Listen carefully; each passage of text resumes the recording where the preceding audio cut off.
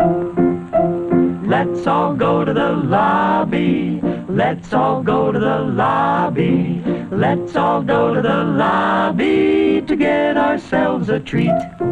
Delicious things to eat.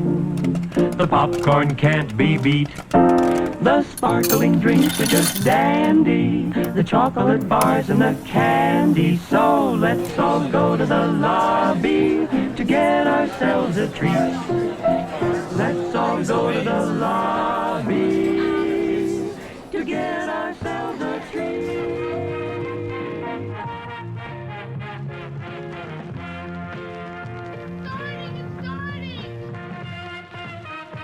I'm a fan of classic movies.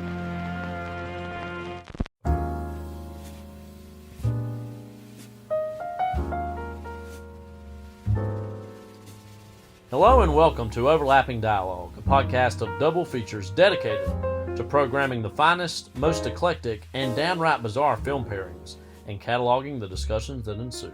We're your gruesome twosome, Kyle and Levi Huffman. I'm Kyle. And I'm Levi. And here we are. We're back after quite a break we've had. It's a bit kind of an unofficial little break we've had for episode 77. Of our Castle Rock double feature of 1996, which we just now realized. Yeah, of course, the movies today are, of course, Hamlet from 1996, as well as Lone Star from 1996. I actually didn't remember that Lone Star was a Castle Rock production. Was there a logo or something at the beginning? I don't remember that. It's actually fitting, weirdly enough, to bring up the Castle Rock connection because Castle Rock dominated the 90s, especially as far as a film, like, kind of a mini film studio. Also Seinfeld was, on TV, and that's probably the Castle Rock product I think of the most, just because watching so much Seinfeld, that is always at the end. Who are they technically owned by?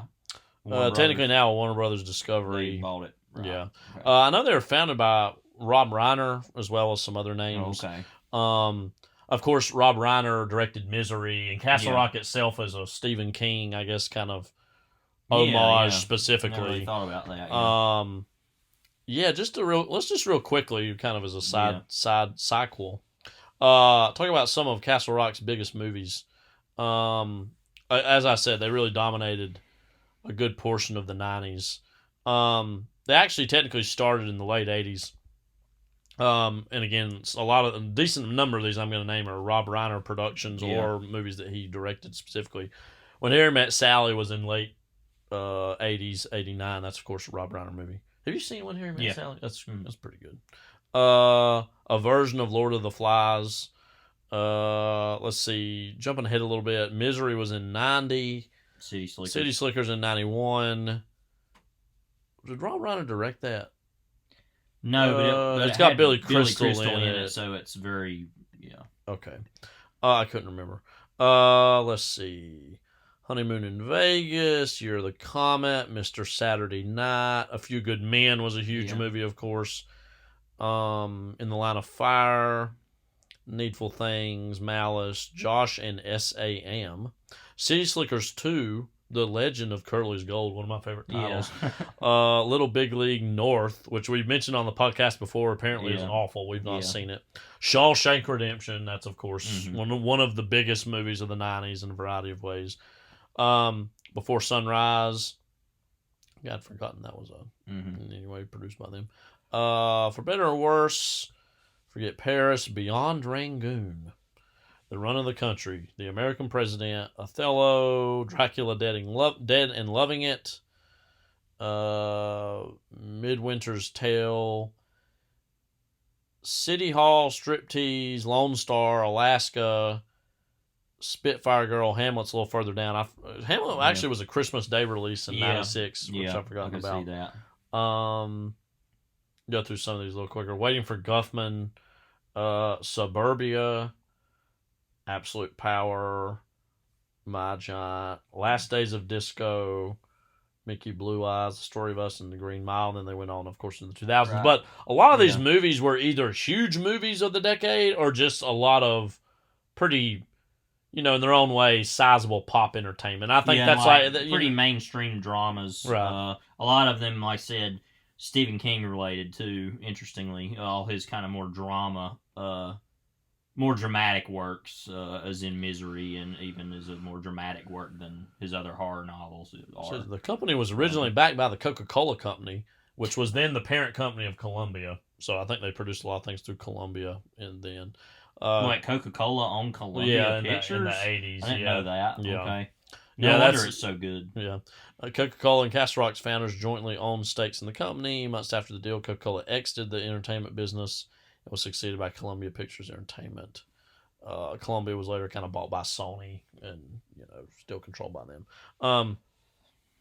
But yeah, so I mean, again, a lot of kind of big adult, and again, I think that's the thing with a lot of these movies. They feel like just adult dramas of the 90s, which was in many ways what Lone Star most especially fits into. Hamlet, of course, is, but it goes back even further as far as its tradition was being an adaptation of Shakespeare.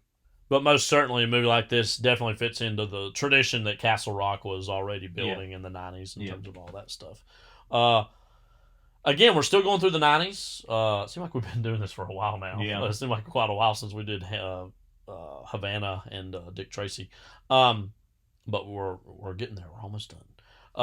And again, this took a little longer than we even wanted to because I just came back from various vacations that I've been doing, various camping trips, as well as a trip I took actually to Gettysburg, Pennsylvania, for the Gilder Lehrman American Institute's Teacher Symposium, which they had at Gettysburg College in Gettysburg, Pennsylvania, which I found to be an absolute delight. I had an amazing time at that.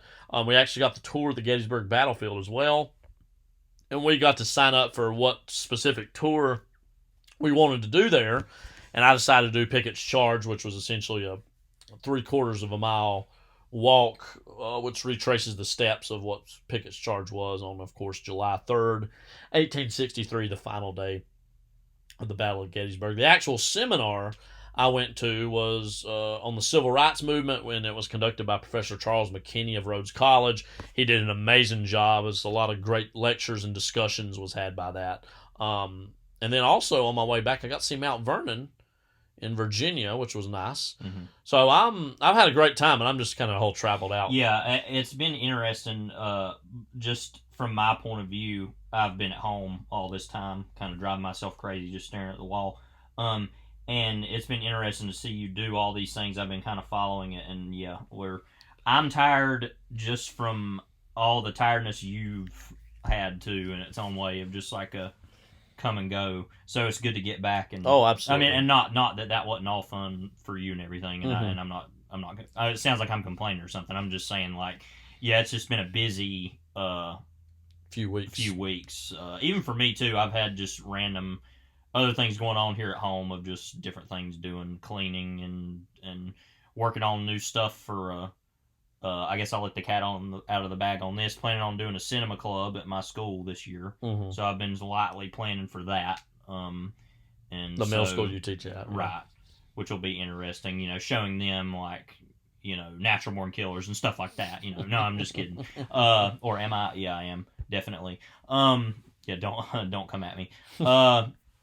But so that'll be an interesting experience that I'll keep everybody up to date on as time goes. I will say that one of the first questions I was ever asked as a middle school teacher was the difference between a TV show and a movie. And I've never been able to recover from that. So we'll see how a cinema club actually goes. I don't know. But didn't I tell you about that? Yeah. And it's literally like, I don't even know how to explain that to somebody, because it's like, because they won't even understand the concept of cable television anymore. Right. To the point where it's like, okay, so, because then I try to say, well, something that goes on streaming, and then I'm like, well, crap, there's all these movies that get made go to streaming now. Mm-hmm. And I just kind of or old movies that you can stream. And I literally explained to them something that is shown on television in a long form format, rather than just a 90-minute whatever, and they just looked at me like I was an idiot or something. It was interesting. Because they're like 12 years old and don't know what the difference between a TV show and a movie. But anyway, I actually don't even remember who asked me that question, which is probably a good thing, because that was my favorite class that year, and I don't want to insult anybody.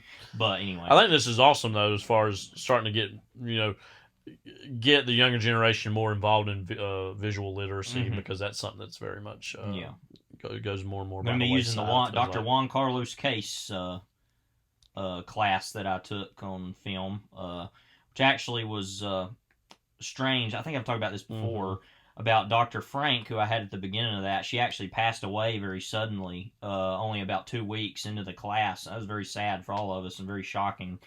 And then Dr. Case came on, but really loved Case. You had him too for, I think, Third World Counter Cinema. Third World right? / Counter Cinema. Yeah, and so he's a great guy. But I've been looking back through my notes on stuff he taught, and so I'm basically dumbing all that down to a middle school version of a college course, basically, and adding my own versions of things I want to talk about. But so anyway. So that's why we've not been here for a while. But again, we're back, and already we're eager to get through these and also through the rest of the 90s, and we haven't sat down and decided yet, but already we know that Spooktober is around. That's what I was about to say, is that Spooktober's coming up. So don't worry. We'll have to see what we're going to do on that. I know a year ago, actually the first things we were doing for the double features. The double features were the Halloween, October. It was the night Romero zombie movies. I'm trying to think of them.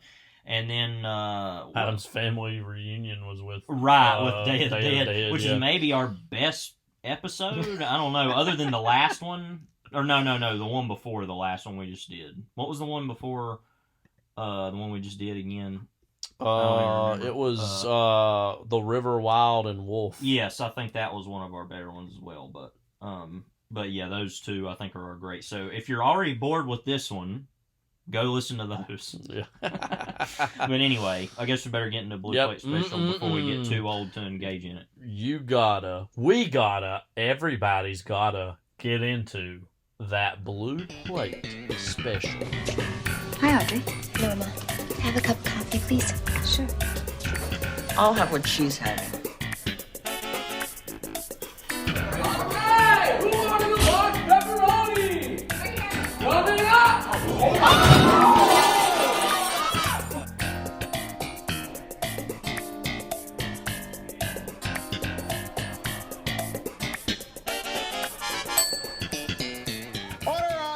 Your John Morton sponsored barbecue is right here with Otis.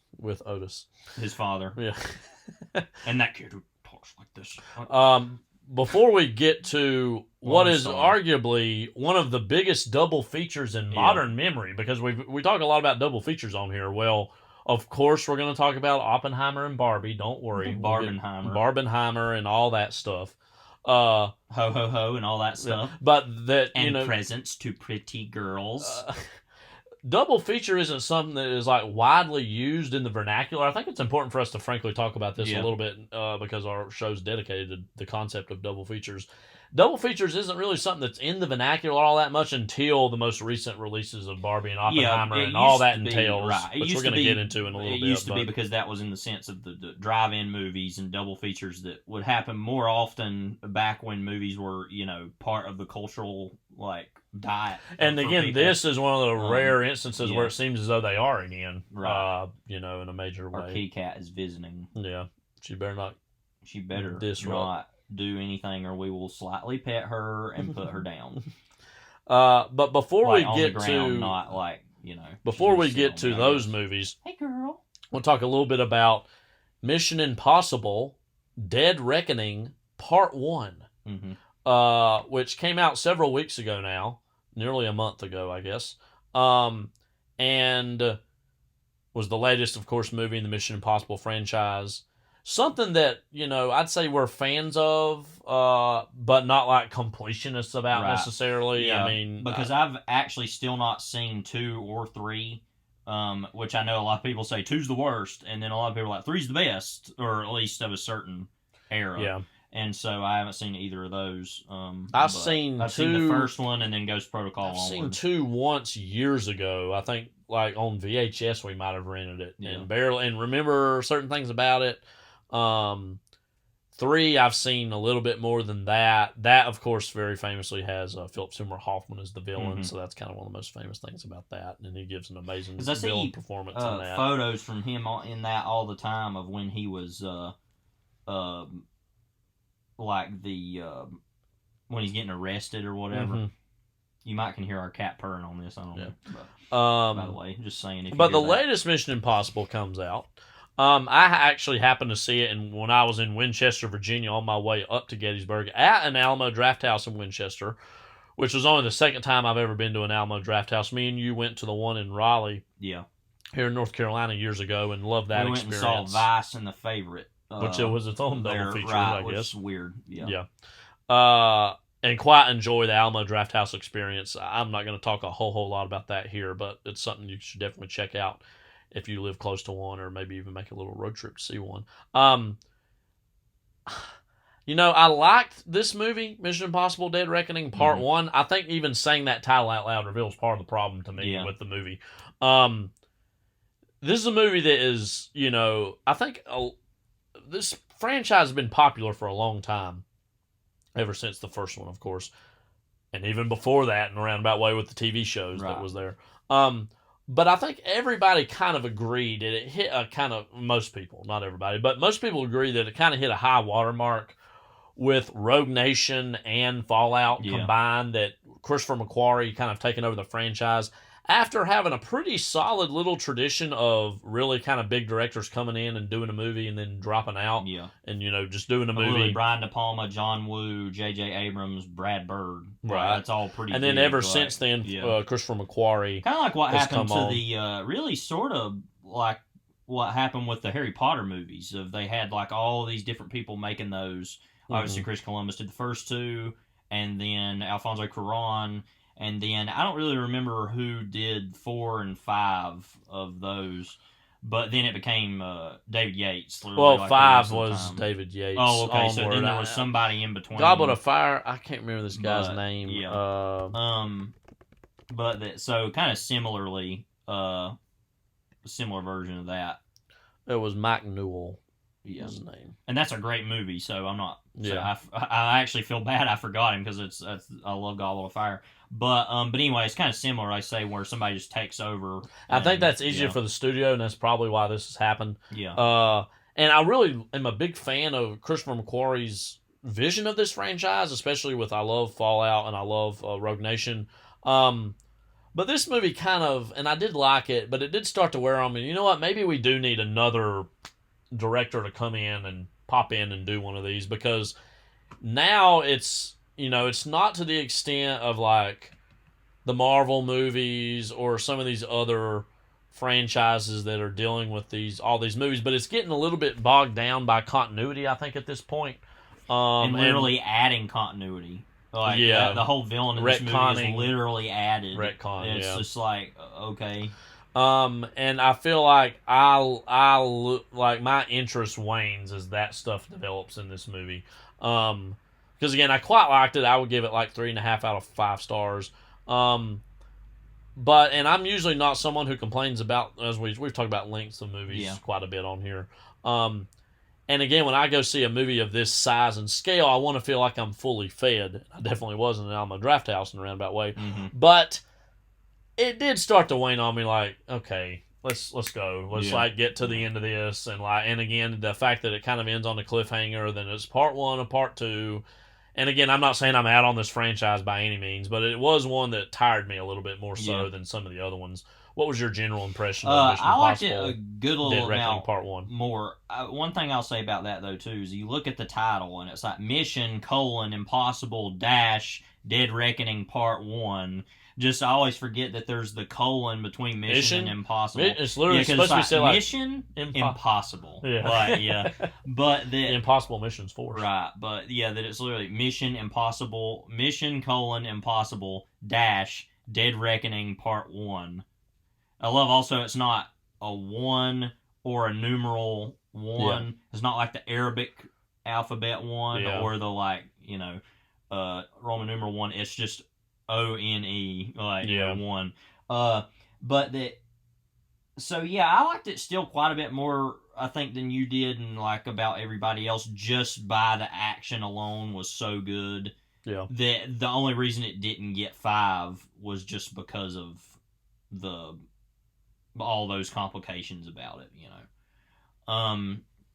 And so, yeah, but I agree with everything you're saying. That's my least favorite part about the movie is the story. It's very complicated. This is the whole reason we're there. Right. Other than Right. obviously the action. Yeah, you know, but I did find it somewhat interesting that it tried to interrogate the idea of what happens to the women of these movies and kind of and their relationship to Hunt and what does that mean. I thought that was one of the more interesting aspects of the story as far as the Haley Atwell, Rebecca Ferguson stuff, and then even the stuff that happened in the supposedly before the first movie.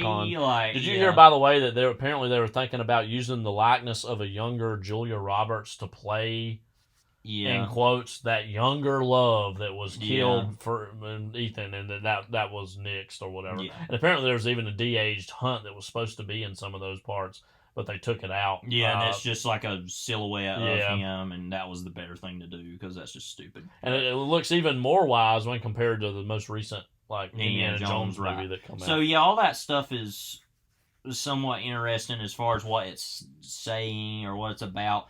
One part of that though that was dumb is then it comes down to, do you make the choice? It's like, are you part of us? And it's just very like, okay.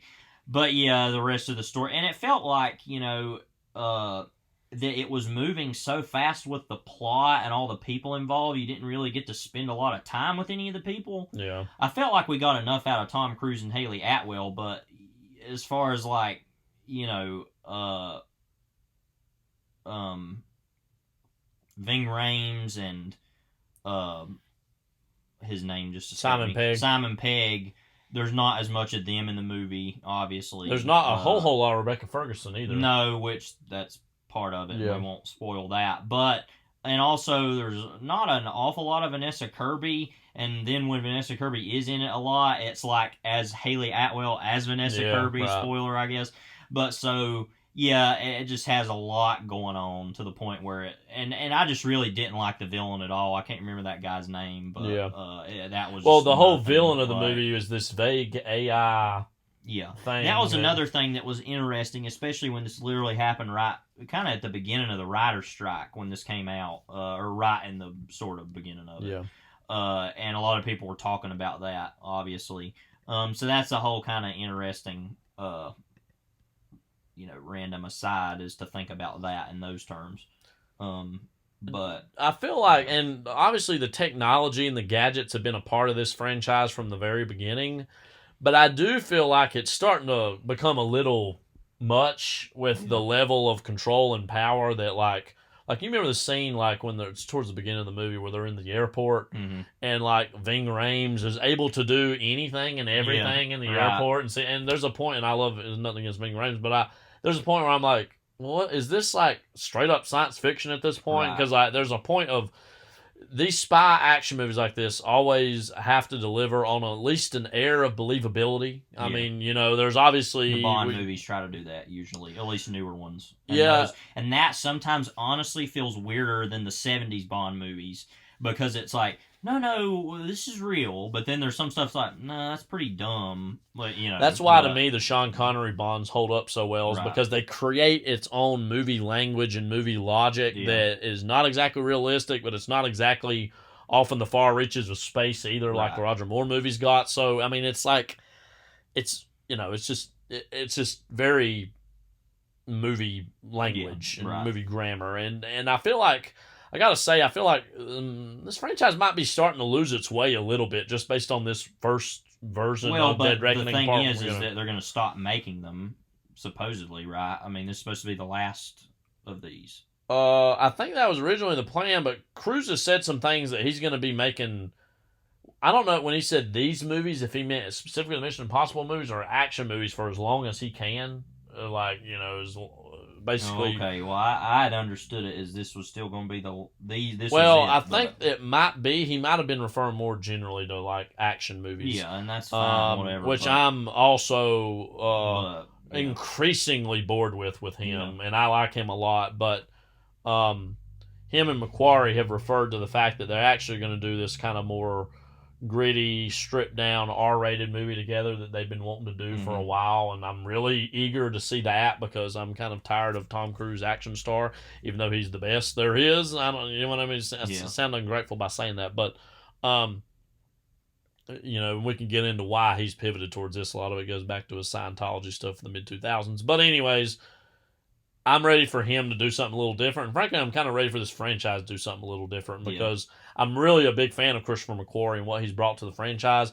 But, this for a while had the reputation of being like the thinking man's Fast and the Furious franchise. Yeah. And I feel like it's actually just edging its way towards being a slightly dressed up version of the Fast and Furious franchise after this movie. But again, this all sounds pretty negative. I still overall like the movie, but hope things kind of slow down, at least if not in part 2, at least after that or whenever, whatever the direction this takes after that is.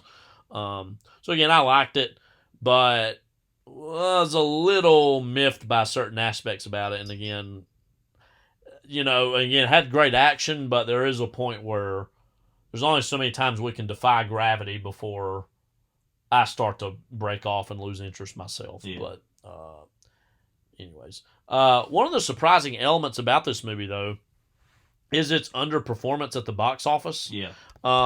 It's actually not done all that well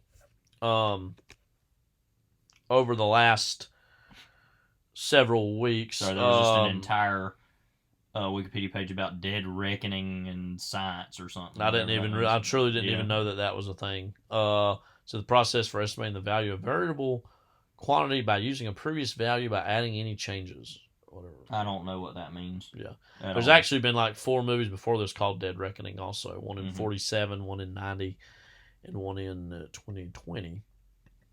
Our internet is wanting to just be a pain. All right, here we go. Another surprising thing about this movie, you know what the budget for this is?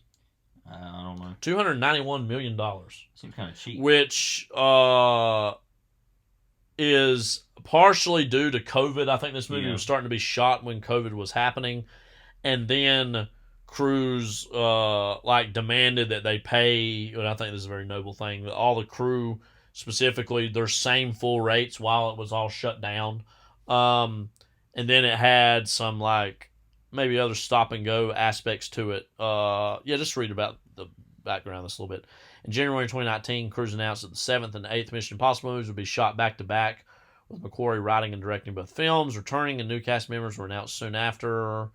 Filming began in Italy in February 2020, but it halted due to the COVID-19 pandemic. It resumed later that year, wrapping in September 2021, with other filming locations including Norway, United Kingdom, Italy, and the United Arab Emirates. Interestingly, also, it says, it's the first film in the series since Mission Impossible 2 not to involve J.J. Abrams in any capacity. It is also the first film in the series not to be produced by Bad Robot Productions since Mission Impossible 3. With an estimated budget of $291 million, it's one of the most expensive films ever made and the most expensive in the franchise. Now, when I say that's not that much, let me clarify. The newest Indiana Jones was made for $300 million.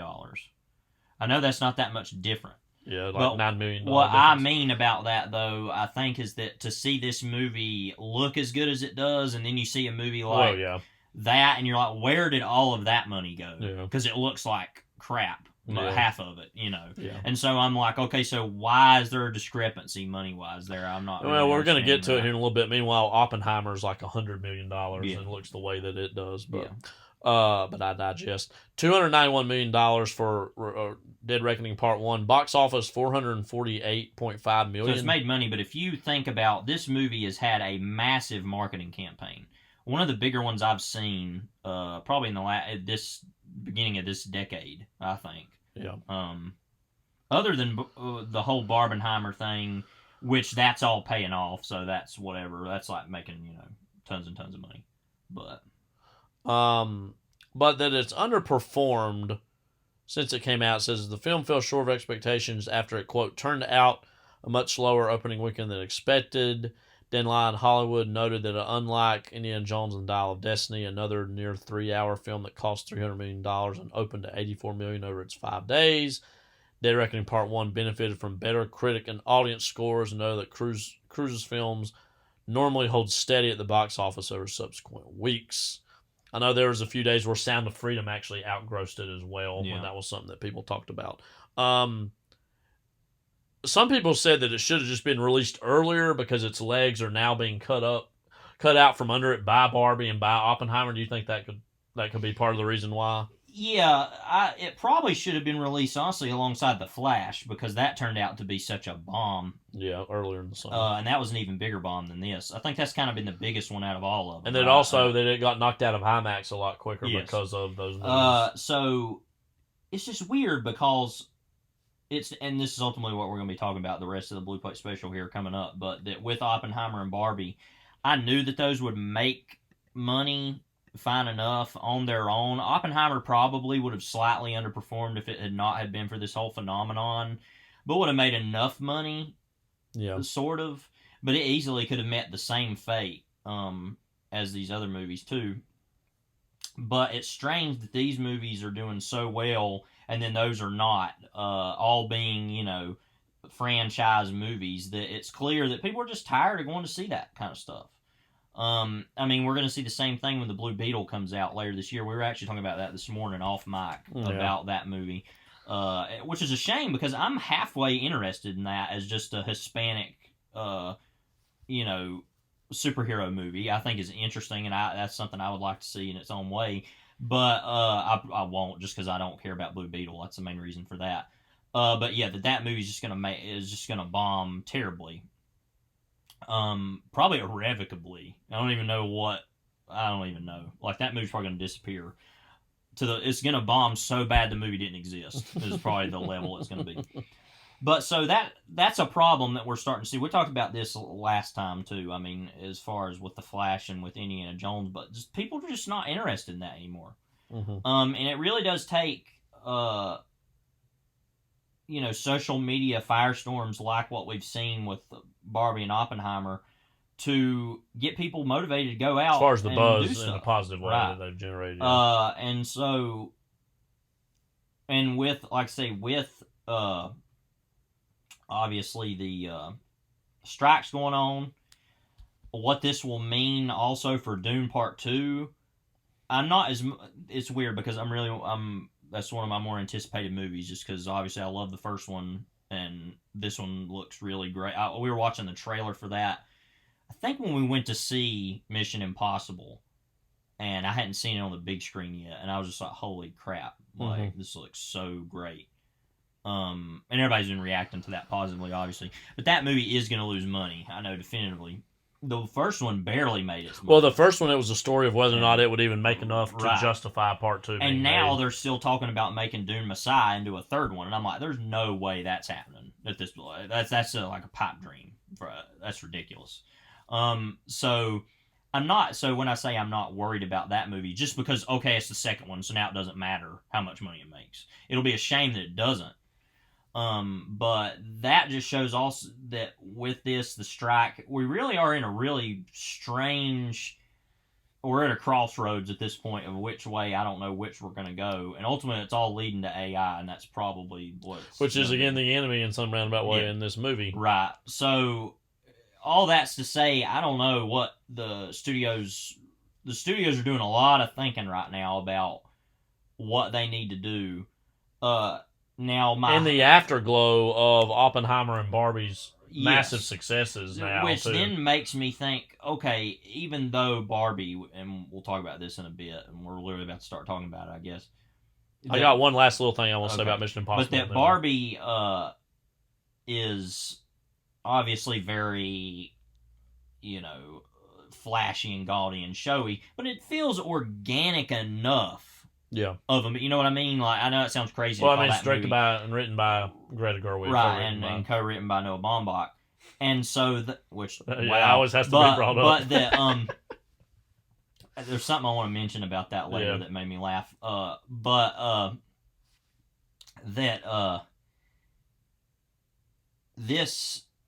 that movie at least felt like, okay, there's people who are saying something. Now, the message of that movie, we'll talk about, is garbled beyond belief. But it feels like, okay, decisions were made. It doesn't feel like it was an AI generated. Obviously, Oppenheimer doesn't feel like that at all. That feels like an actual film. That gives me some hope to say about these, that the studios will really sit back and say, we're wasting money on these crappy-looking movies that feel pointless and baseless, and those aren't making money, and people are interested in these more thought out productions that happen to coincide and intersect. I hate to say a fraction of the price. When I say fraction, like the budget for Oppenheimer was right at $100 million. Barbie was somewhere between 128, 145. Now that is a lot of money. I'm not saying it's not, but compared to these $200 million flops. Well, and then you see that Barbie has made it's getting towards $1 billion. It's going to make go look at Oppenheimer and see where it is. I think it's landed to. I think on the high end, it's expected it might finish at around $700 million, which is still a huge success for a rated R movie. That movie would never, and we'll talk about this, it made as much money. So that is a question about what are they going to do, seriously, because, and like I said, my optimistic self, which is at 60%, or maybe even 50-50, is that they may say, yeah, you know what, we need to scale down on this stuff. Trust filmmakers the writers, with visions. Right, and just kind of go back to what we need to do. Yeah. Because they're going to lose money if they keep making movies like this. Because people are just not going to be interested in that. I know that people act like they're interested in AI and people are real into that.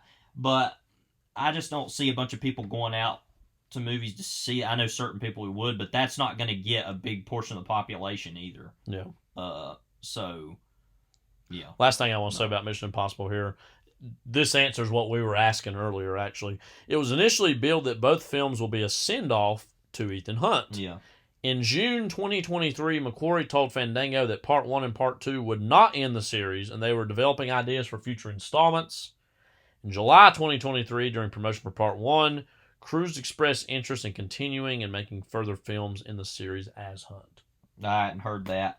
That may not happen now, though, depending on how that second one does next year. Yeah. I don't know. And it's going to do even worse, I guarantee, because if you don't see the first one, where are you going to go see the second one? But don't you think, and again, I've been a fan of what Macquarie's given to the franchise, but that it would be great if we got back to, let's give them a movie. Let's give them a movie. I know Total Pipe Dream, but let's just throw it out there. PTA's one Mission Impossible movie. Yeah. What would that look like? Like he's obviously has a pre-existing relationship with Cruise, or like, Greta Gerwig's Mission Impossible that's what I was going to movie. say too. If you see movies like this, and there are people out there who, let's say, haven't heard of Greta Gerwig before, right? And then they go see Barbie, and they love Barbie, which bless them. I mean, we liked it. We'll go ahead and say, but and they're like, oh, well, I want to see this person's other movies, and then they watch Lady Bird, Little Women, or even they go back and watch just Noah Baumbach's movies, or especially his Francis collaboration with Greta Gerwig, and then they become fans of those movies, and then what becomes of that, who knows? That's the hope we always have. Now, that's not as likely to happen with Oppenheimer. I feel like if you know anything about that movie, you're going to know who Christopher Nolan is, and you're going to have seen his movies. Well, his movies have been huge successes over the years. I mean, he is a proven name that the average person actually knows who he is. Right. I mean, like, you could even say that, this is even weirder, but you could even say that with Brad Bird, maybe when people went and saw Ghost Protocol, which just seems so long ago now. Yeah. If they go see that and they're like, oh, Brad Bird, he made Iron Giant and, Incredibles, and then maybe they make it to Darwin Cook's Justice League New Frontier. I don't know. Yeah. Maybe that's the thing, is that people go down rabbit holes of this stuff that I don't think that people, even myself, appreciate as much. Someone who's already immersed in film culture. This happens with people. So if you keep making the same movies under the same person, it just kind of becomes nothing, because nothing against Macquarie, but he hasn't really made anything else other than these. Usual Suspects he wrote, which was a huge deal. That was like, his big... That's what he came out of. Yeah, that was his first real big thing. Yeah. I feel dumb knowing that now. But, I mean, and he's kind of, him and Cruise have been collaborating back and forth over the last... Really, I don't know where it exactly started. The Jack Reacher movies, I know. Those movies are such a delight because they're these one-off little... Right. Even though they're part of a bigger franchise thriller, of books, crime movies, they don't have to do anything. It's just kind of whatever. Yeah. But. All right, the main attraction, I should say the supplemental double feature of this pod to talk about is, of course, Oppenheimer and Barbie. I don't know where to start with this. because I want us to talk about the movies individually first before we talk about this whole phenomenon that's then been kicked off. Let's just say it. We're huge Christopher Nolan fans. His movies have, meant a lot to me in the sense of, like, I started to come of age as his celebrity and as his impact as a filmmaker started to take further root in the mid to late 2000s. Yeah. And so, really, ever since, I guess really after The Prestige, but really with The Dark Knight especially, all his movies for me have been event movies that I were highly anticipating going into. Yeah. And that meant a great deal. Obviously, Tenet was a different situation because that kind of came out in a world filled with COVID, and so that's kind of the only Christopher Nolan movie since, Dark Knight that we have not seen in theaters. And all those movies have been important to us in a variety of ways, in different ways. Yeah. Except for Tenet, which is kind of part of the problem with Tenet. Oppenheimer, again, is his first really kind of grappling with a real subject matter, of basically making a biopic of J. Robert Oppenheimer, who, of course, was among the architects of the Manhattan Project, which, of course, created the atomic weapons that were used at the very conclusion of World War II. And so it was a big deal to see him approach this real-life material. And, again, this was a big movie for him in the sense of it was his first movie away from Warner Brothers after a prolonged period of time there. So this was a movie that subtly, I think it's kind of been lost in the shuffle of all this, he needed to prove it in a real big way that he was not totally relying on Warner Brothers, that he could stake out a claim on his own, which he's, of course, now with Universal, who more and more are kind of becoming the studio to work with. As if you're a director who has any sort of vision. Of course, Jordan Peele's with them now as well. Right. Which is, I think, coming full circle because of, like Steven Spielberg's work with the company was so big. So these auteur blockbuster filmmakers. But there's a period where Warner Brothers had that shine or that glint, and that's kind of all the chaos as we've talked about with Warner Discovery over the last so many years. Nolan making a 3-hour dramatic biopic that comes out of his usual time in mid to late July. What did you think of Oppenheimer, Levi? We'll get, like I said, to the all the aspects of the money and all that later. The honestly lesser important things as far as the movie goes. I mean, I love the movie. We'll start here because obviously it's a biopic and it's about Oppenheimer and all those things.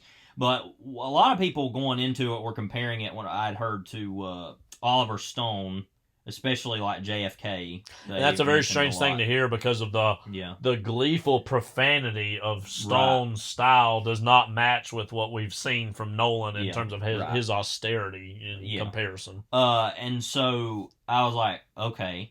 And of course it never gets to that level. There's not a conspiracy exactly going on in the movie, although there is somewhat of a twist towards the end.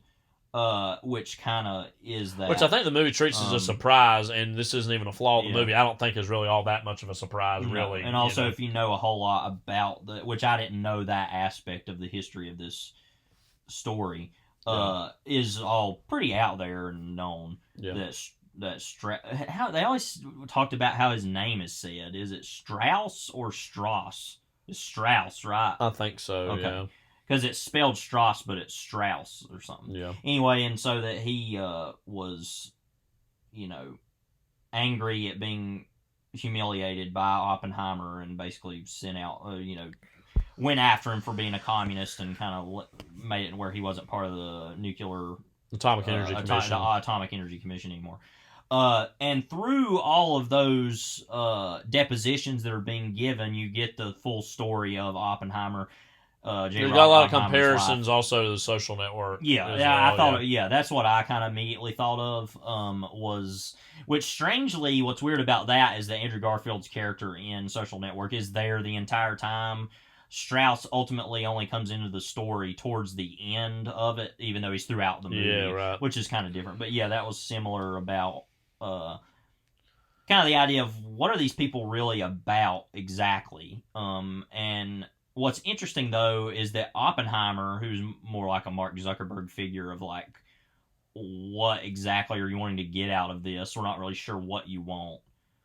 Even though with Zuckerberg, it's very clearly he just wants to be popular. That with Oppenheimer, it's interesting. And then Andrew Garfield being, his character being very much just like, more moral and kind of like, I don't really like the way this is going. I'm going to get out of this, and I'm angry about this experience. Whereas Strauss actually comes off more as the villain. Yeah, I mean, directly has a competing interest. Which is strange considering that Oppenheimer himself is such a conflicting, complicated figure. That was more interesting to see two people who are both kind of bad. Yeah. Even though Oppenheimer comes off by the end as way more, and I think ultimately, way more justifiable of a character, even though he himself has a lot of problems, you know. But yeah, I really love that about the movie, that it was what I thought it was going to be, but then also was about so many other things, and is, like everybody's been saying, is by far Nolan's most political film. Oh yeah. That, and I don't think he gets exactly down into the weeds of like, and is very leftist exactly, but it's very clear that, everybody's worried about this communism thing, and something that he treated more like, yeah, I agree with those things, but that's not something I'm going to get so wrapped up into. But then the kind of defaming of him as a result of those even very minor connections to the Communist Party in America, that is just basically, as always, the right's overreaction to the left, and that being in its own way a kind of leftist commentary, which is strange for Nolan, who's been accused throughout his career of being a more conservative filmmaker. Yeah, with The Dark Knight and Dark Knight Rises. Right, and that I think is very interesting. And I don't think he sees that as a reaction to that either. I think he just made the movie as he wanted to make it. But, yeah. Yeah. I do think, not like in an explicit outward way, but I do think the movie is critiquing Oppenheimer's inability to kind of choose and define for himself what his ethics and morality are, because, okay, so are you part of the left in a meaningful way, like your brother or all these friends are, and even your lovers are, or are you part of the military-industrial complex? And the distinct poles of what both of those represent, and his inability to really commit to anything other than, in his own way, the realization of his own ideas, which is ultimately, I think, another thing the movie's trying to posit, is that there can be no meaningful divorce of science and politics. Yeah. That the more you try to divorce those things, the more that they become intertwined, actually. And his inability to articulate for himself what his morality or ethics are ultimately lead to a guy who at once ends World War II and finds himself ensnarled in the conflicts that could necessitate a World War III, which is part of the irony of a man like that, is that he finds himself both accused by the left of being part of the military-industrial complex, but accused by the right of being a former communist, you know what I mean? And that's a very unique place to be, because really nobody else threads the needle of those two worlds as much as he did. Right. Cillian Murphy, it should be said, he's the lead as J. Robert Oppenheimer. He's fantastic. I mean, he's never gotten a role of this size in a Nolan movie. He's obviously been in Batman Begins, Dark Knight Rises, and smaller, definingly smaller roles. Inception. Dunkirk, I thought, was one of his best performances and one of his biggest roles in a Nolan movie prior to this. But this is him full center stage. He's terrific, and I think he wears that anguish well. And it's very strange that, so many shots of that anguish are now being used as meme material online. Yeah. And, it's kind of divorced from the context, can be used as something funny, but in the context of the movie is the most unfunny thing you can imagine. And again, it's fascinating to see Nolan, who is so accustomed to making this like, he's like one of the go-to blockbuster filmmakers who is a household name, who mostly does original content, make a movie that is this dramatic and this historical, and it build up to that, Los Alamos test of the atomic weapons, and it be treated almost like a set piece. Yeah. And I think it's fascinating that it's not treated in a celebratory way. It's treated in this both as us in an audience and what the characters are going through, this unknown of what's going to happen. We don't really know what's going to happen, and the fear of that. And it's been used in all the ads, but it doesn't take away from the severity of what it is, and it's easy to laugh at, and it's been memed to death. But, the scene where Oppenheimer's talking to Damon's character, who's kind of part of the military brass, who's kind of coordinating all this with the Pentagon and with the scientists. The whole idea that, in our discussions, there is a near zero chance that we might set fire to the atmosphere and actually destroy the Earth. And Oppenheimer says this with this nonchalance. And Damon, speaking for the audience, is essentially like... And this is literally like 20 minutes before they're going to detonate. Yeah, it's like a near zero. So we don't totally know what it's going to do. It could set fire. And he's like...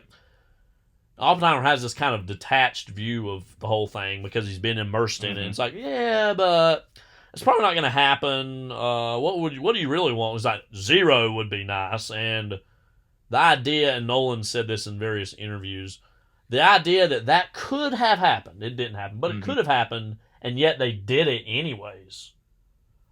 Wow.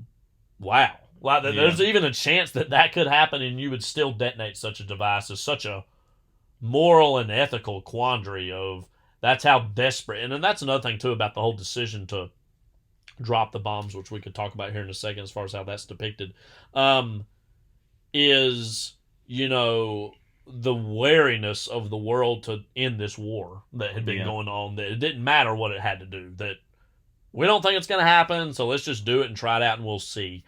And the inevitable Pandora's box. And this movie actually kind of quotes officially and unofficially Greek mythology in a variety of ways, even at the very beginning of Prometheus himself, which I think is a very obviously on the nose, but good. Yeah.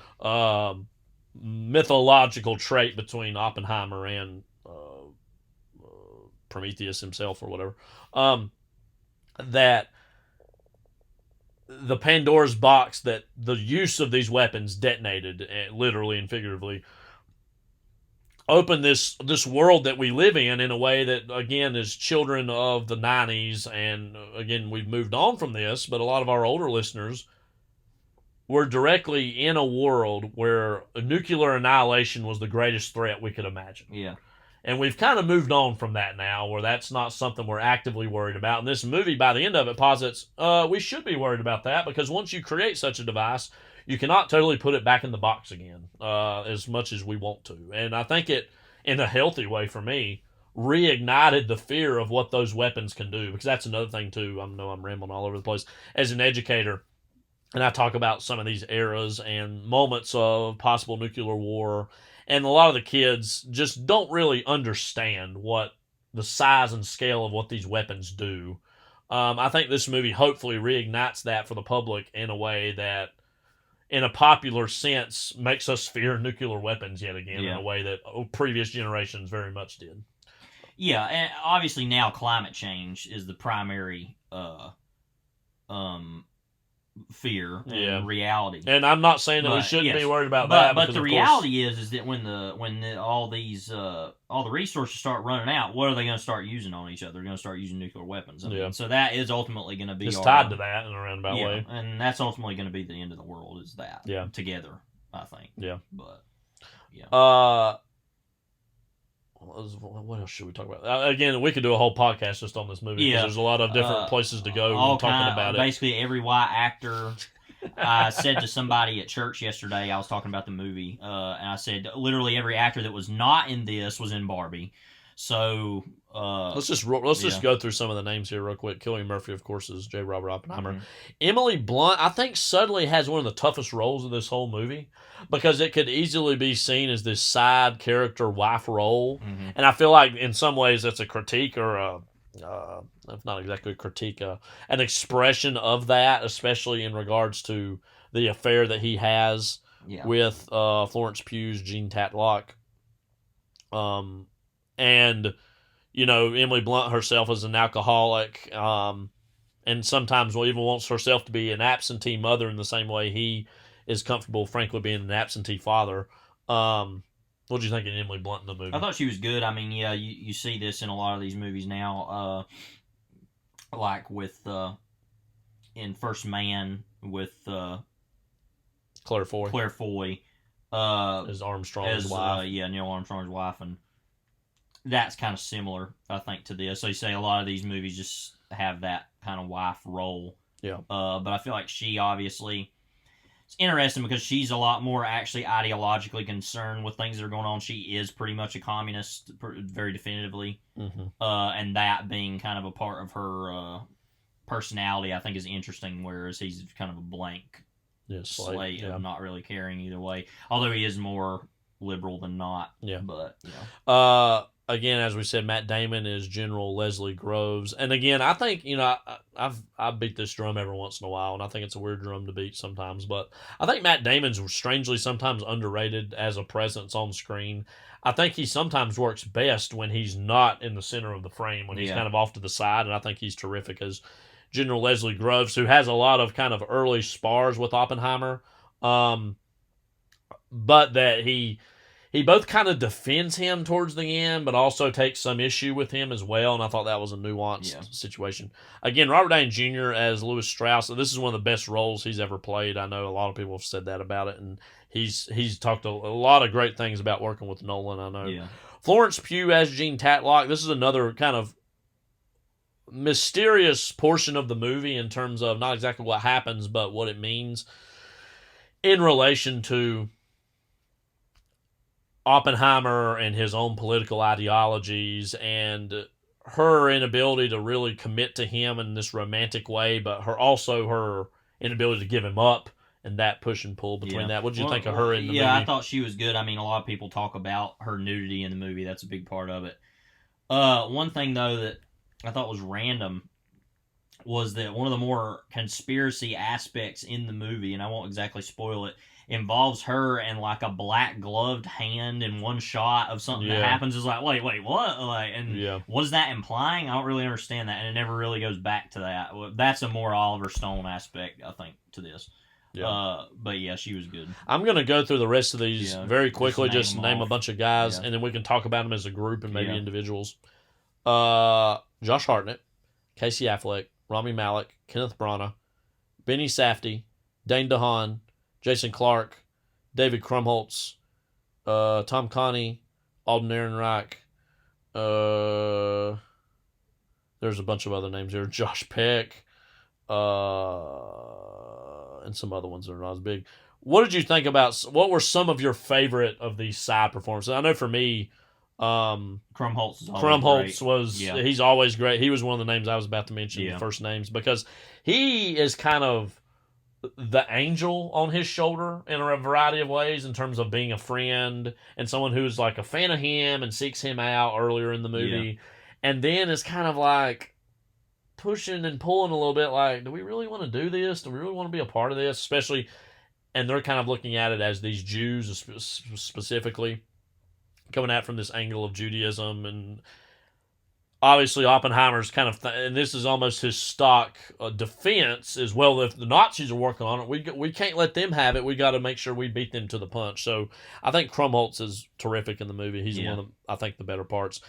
A lot is being talked about with Casey Affleck, who's barely in the movie, who literally is almost like a horror movie villain, who comes in for a scene and like makes all these big stabs, and it was almost treated like a shock moment. Yeah, because he just sits there and listens to and stuff. Literally his head is kind of turned through the early portions of it. Well, when I heard his voice, I was like, that's Casey Affleck. And I was like, what? And he was a name that I think was very underreported or not reported at all as being in this, and he kind of ends up being actually, weirdly, maybe the real villain of the movie in a roundabout way. He's standing in as a representative of the American building. Yeah, it's funny because he just very much sitting there and goes like, really? Yes. And that's like his version of stabbing somebody is interesting. He, of course, was in Interstellar before. Yeah, right. As Timothy Chalamet. Because don't forget, if Timothy Chalamet would have won for Call Me By Your Name, Call Me By Your Name, She Will One we would have Day. had... Yeah, but that would have been back to back though. Right, it would have been. That would have been that would have said that was the greatest Nolan character of all time, is that character in Interstellar. That's an obsession I have that I go back to. What's often. even that character's name? I can't remember. But famously, to me, one of the great lines of the movie is Affleck when he walks in on a meeting being held. Basically, he's like, "What is this?" Takes his hat off. Yeah, and then when it's funny that moment when they go to burn all the crops so that they can get him out of there, so that Jessica Chastain can go upstairs and work through the Tesseract on the. Literally, people are like, "What?" If you haven't seen that movie, to the bookshelf. And then she runs out and he's like, we did it. And he's there and he's literally like, you just burned down my crops. What the hell are you talking about? But, what is this? Talk about all some other ones real quick. Rami Malek is kind of in and out and has this one kind of big scene towards the end and then is not really all that relevant through most of it. I think he was actually fine. Yeah. Josh Hartnett actually has one of the more interesting roles, I think, too, is Ernest Lawrence, who was kind of this friend of Oppenheimer's when he was a professor and then also works on the bomb. And it's kind of warning him through a lot of this, hey, you don't want to have all these communist leftist associations because that could come to bite you. Benny Safdie is Edward Teller, who was his own subtle rival to Oppenheimer. Who really facilitated the hydrogen bomb development. Because he was talking about that in the movie when they were making the atom bomb about, why don't we just use hydrogen instead of that? And everybody's like, oh, that's ridiculous, whatever. But yeah, Benny Safdie I thought was really good in this. I mean, he's proven to be an actor as much as a director, obviously, with... He's really good in Licorice Pizza. And in Good Time, obviously. Yeah. It was nice to see him show up in I think he's actually, it seems like that's the direction he's kind of wanting to go now, is be more of an actor than a director because his brother's still wanting to be a director. But is he just writing that movie they're putting out, or what's going on there? I don't know. I can't remember I think they co-wrote it at least. That seems kind of like a thing that happened with the Coens, and now they're finally getting back together to do a movie again, other than Drive Away Dolls and Tragedy. Which I actually want to see. Yes. Well, I have not seen Tragedy of Macbeth, speaking of Shakespeare. Some other ones here real quick. Jason Clarke. By the way, you know what Jason Clarke's character's name is? No. Roger Robb. No way. Real Dom Cobb, like... Robb. Right, okay. That's a real guy, of course, Roger Robb. But real Dom Cobb, Makes you wonder if Dom Cobb was Jason Clarke was perfect at being one of the biggest SOB, like, prosecuting, kind of prosecutorial voices in this. It's almost surprising. Definitely not a John Getz in Social Network. Oh, right, yeah. But he's like, and there's a very kind of now... I don't know if iconic's the word, but a moment that really stuck with me in the movie and is being used now in a lot of meme formats, which of course that's how things happen now, is the subjective nature sometimes of those scenes, and they're from Oppenheimer's perspective, but sometimes there's these like flashes of light and the rooms are shaking, and it's like clearly in Oppenheimer's mind, and him interrogating him during the midst of all that. That was something that really stuck with me as I was watching it. Any thoughts on Jason Clarke? I'd pretty much the same thing. I mean, he's always that neat white man, Jason Clarke. Yeah. Like beginning ultimately with Public Enemies. Like that's really since then that's been the thing. You remember his death scene in that movie, by the way? How just pathetic that is. Like everything about that movie. Hint, hint. We'll be doing that movie at some point. Hint, hint. Trash. Hint, hint. We don't like that movie. Hint. Like. Anyway, some other real quick names to go through. Dane DeHaan, perfect grimy little pimp. Yeah. Like specifically the black and white sections of him sitting in his chair. The way it literally looks like he's going to be like, I am a surgeon. Like the whole time, kind of looks like oh gosh, what's his name? Guy that's on Good Doctor, whatever.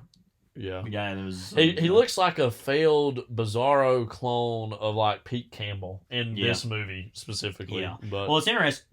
We already talked about Dane DeHaan before because he was in Place Beyond the Pines, which I often forget he's in until now. But, yeah, oh, gosh, what was it we always laugh about in that? You died. Effing died. You effing died. Now, that wasn't him that said that, but, Yeah. Anyways, he was there when it happened. He was in the room where it happened. The room where it happened. Gary Oldman got a scene as Harry S. Yeah, Truman. that was random. I didn't even know about that until a little bit before we went to see the movie. You informed me that was the case. And yeah, very like little old man. What I loved is he did the Truman sit forward like a little boy who's like excited about something. Like, I really loved in that scene, the Oval Office, how there's that big globe that was just sitting in there. Yeah. I love that. It's just kind of speaks almost weirdly to the time. That, like, they're talking about all these huge geopolitical situations around the world, and they don't have modern computers, so they're really like, no, where is it literally on the globe? And they can literally, point to the globe, and that was a weird thing that kind of reminded me of the period itself that they were in. It's not a huge role, but I really like the scenes with Kenneth Branagh, who, of course, we're going to be talking about later, as Niels Bohr, who was this kind of inspiration to Oppenheimer, kind of this early teacher and kind of godfather to him, and how he was kind of discouraging him from going down the rabbit hole of doing this. Again, Kenneth Branagh has kind of had, some recurring roles in Nolan movies over the last so many years. I guess starting with Tenet. Dunkirk.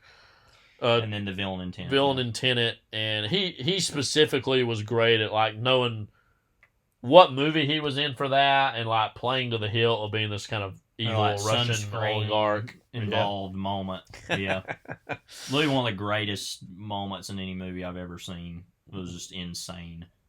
If you don't know what I'm talking about, just go watch Tenet. Because ultimately, we haven't talked a whole lot about Tenet during this. Like we said, this was really it's weird to say Christopher Nolan had to prove himself. Well, I specifically meant it in the context of him not being with Warner Brothers but anymore. Also, like, for me, it was also like, you got to prove yourself after Tenet, because that movie was just, I don't even know what that movie was. Like, it was interesting conceptually about what it was trying to be, but what it was, I don't know. What it was. And it ultimately got, what's strange is a lot of people talk about it getting buried under COVID. It also just wasn't that interesting. Personally, well, there's actually now a fandom that started to develop around it. I know online. Right. I know people and really. So that was just a really weird movie at a weird time that basically will just be a random blip on the radar of his career that just nobody cares. Yeah, because I mean, if you look on either side of it, are now 2 5-star movies in Dunkirk and now this. I mean, and so with that, anyway, getting back to what I was saying, just watch that movie for the final moments of Kenneth Branagh in that, or up there along with Black Mask's death in Ewan McGregor's Black Mask's death in Birds of Prey, which I talk about all the time, but just levels of wow. Yeah, that happened. Unless there's anyone else you want to talk about, the last person I really want to say anything about is Tom Conti as Albert Einstein. Yeah. It's kind of this recurring mystery throughout the movie in its own way of Einstein kind of being the real godfather of this whole generation of physicists and scientists. And of course, Einstein was kind of in his elder years by this point, was not really practicing as much science anymore as he was in the early 1900s, 19-teens. But he kind of is his own rosebud in his own weird way throughout most of the movie in terms of what words were shared between him and Oppenheimer. And then the finale or the conclusion are, basically that Oppenheimer kind of essentially, Einstein says to him first, like, oh, you're going to be old and gray like me one day, and you're going to be seen as, oh, you're this great innovator, but really such ceremonies are going to be about other people instead of yourself. And it then flashes forward to the Johnson administration when Oppenheimer's getting awarded. Yeah, as a way to like alleviate those people's own guilt. Yeah. And then because then Strauss thinks, oh, they were talking about me, and then I saw people putting out memes like of him, that Mad Men of like, I don't think about you at all. Like, we didn't talk about you at all. It's like, that's kind of the funniest thing actually about that character. Strauss was so paranoid. It's like they literally didn't talk about you not one bit. But the whole point was that Albert Einstein was like, I just didn't like him, so I didn't talk to him. Yeah, because there's that shot that kind of shows several times where he just has this total look of just like disinterest walking by him, which is kind of almost treated like a joke. But then Oppenheimer says to him, I think we might have really, I'm paraphrasing here, but I think we might have opened Pandora's box and kind of created what will ultimately be the destruction of humanity, and this kind of shock on Einstein's face weirdly, and then walks away, and that kind of is the concluding moment of the movie. I don't know what else we can say about this movie because there's just so much that to talk about. I will say I really weirdly liked. This is something that's really I've fixated on towards the end. Also, Alden Ehrenreich is actually really good as the Senate aide to Louis Strauss, who is kind of, once he becomes aware that what Strauss is doing, he kind of becomes disappointed with being involved with him, and well, you go ahead. But then he kind of takes delight in Strauss, spoiler alert, being voted down to not be, I think it was Secretary of Commerce, which is hilarious because it's like, why? But anyway, he's a businessman. Well, what did you got to say about? Well, I was going to say that Ehrenreich, Ehrenreich has undergone a really strange half decade, really decade, I guess, because we're getting close to when he was first in Hail Caesar. Of very well acclaimed in that. Everybody loved him in that. That was like just this massive, Alden Ehrenreich, what it was so simple. Like, my favorite stuff is You Lazy Old Moon. But, which is wow. Yeah. And then obviously he was in Solo, and there's honestly, I want to read an oral history of the production of Solo, a Star Wars story, one day, because that just seems like a totally insane, bat-esque, crazy, just nonsense. Because obviously, anything that Lord and Miller are involved in, that's going to be the case.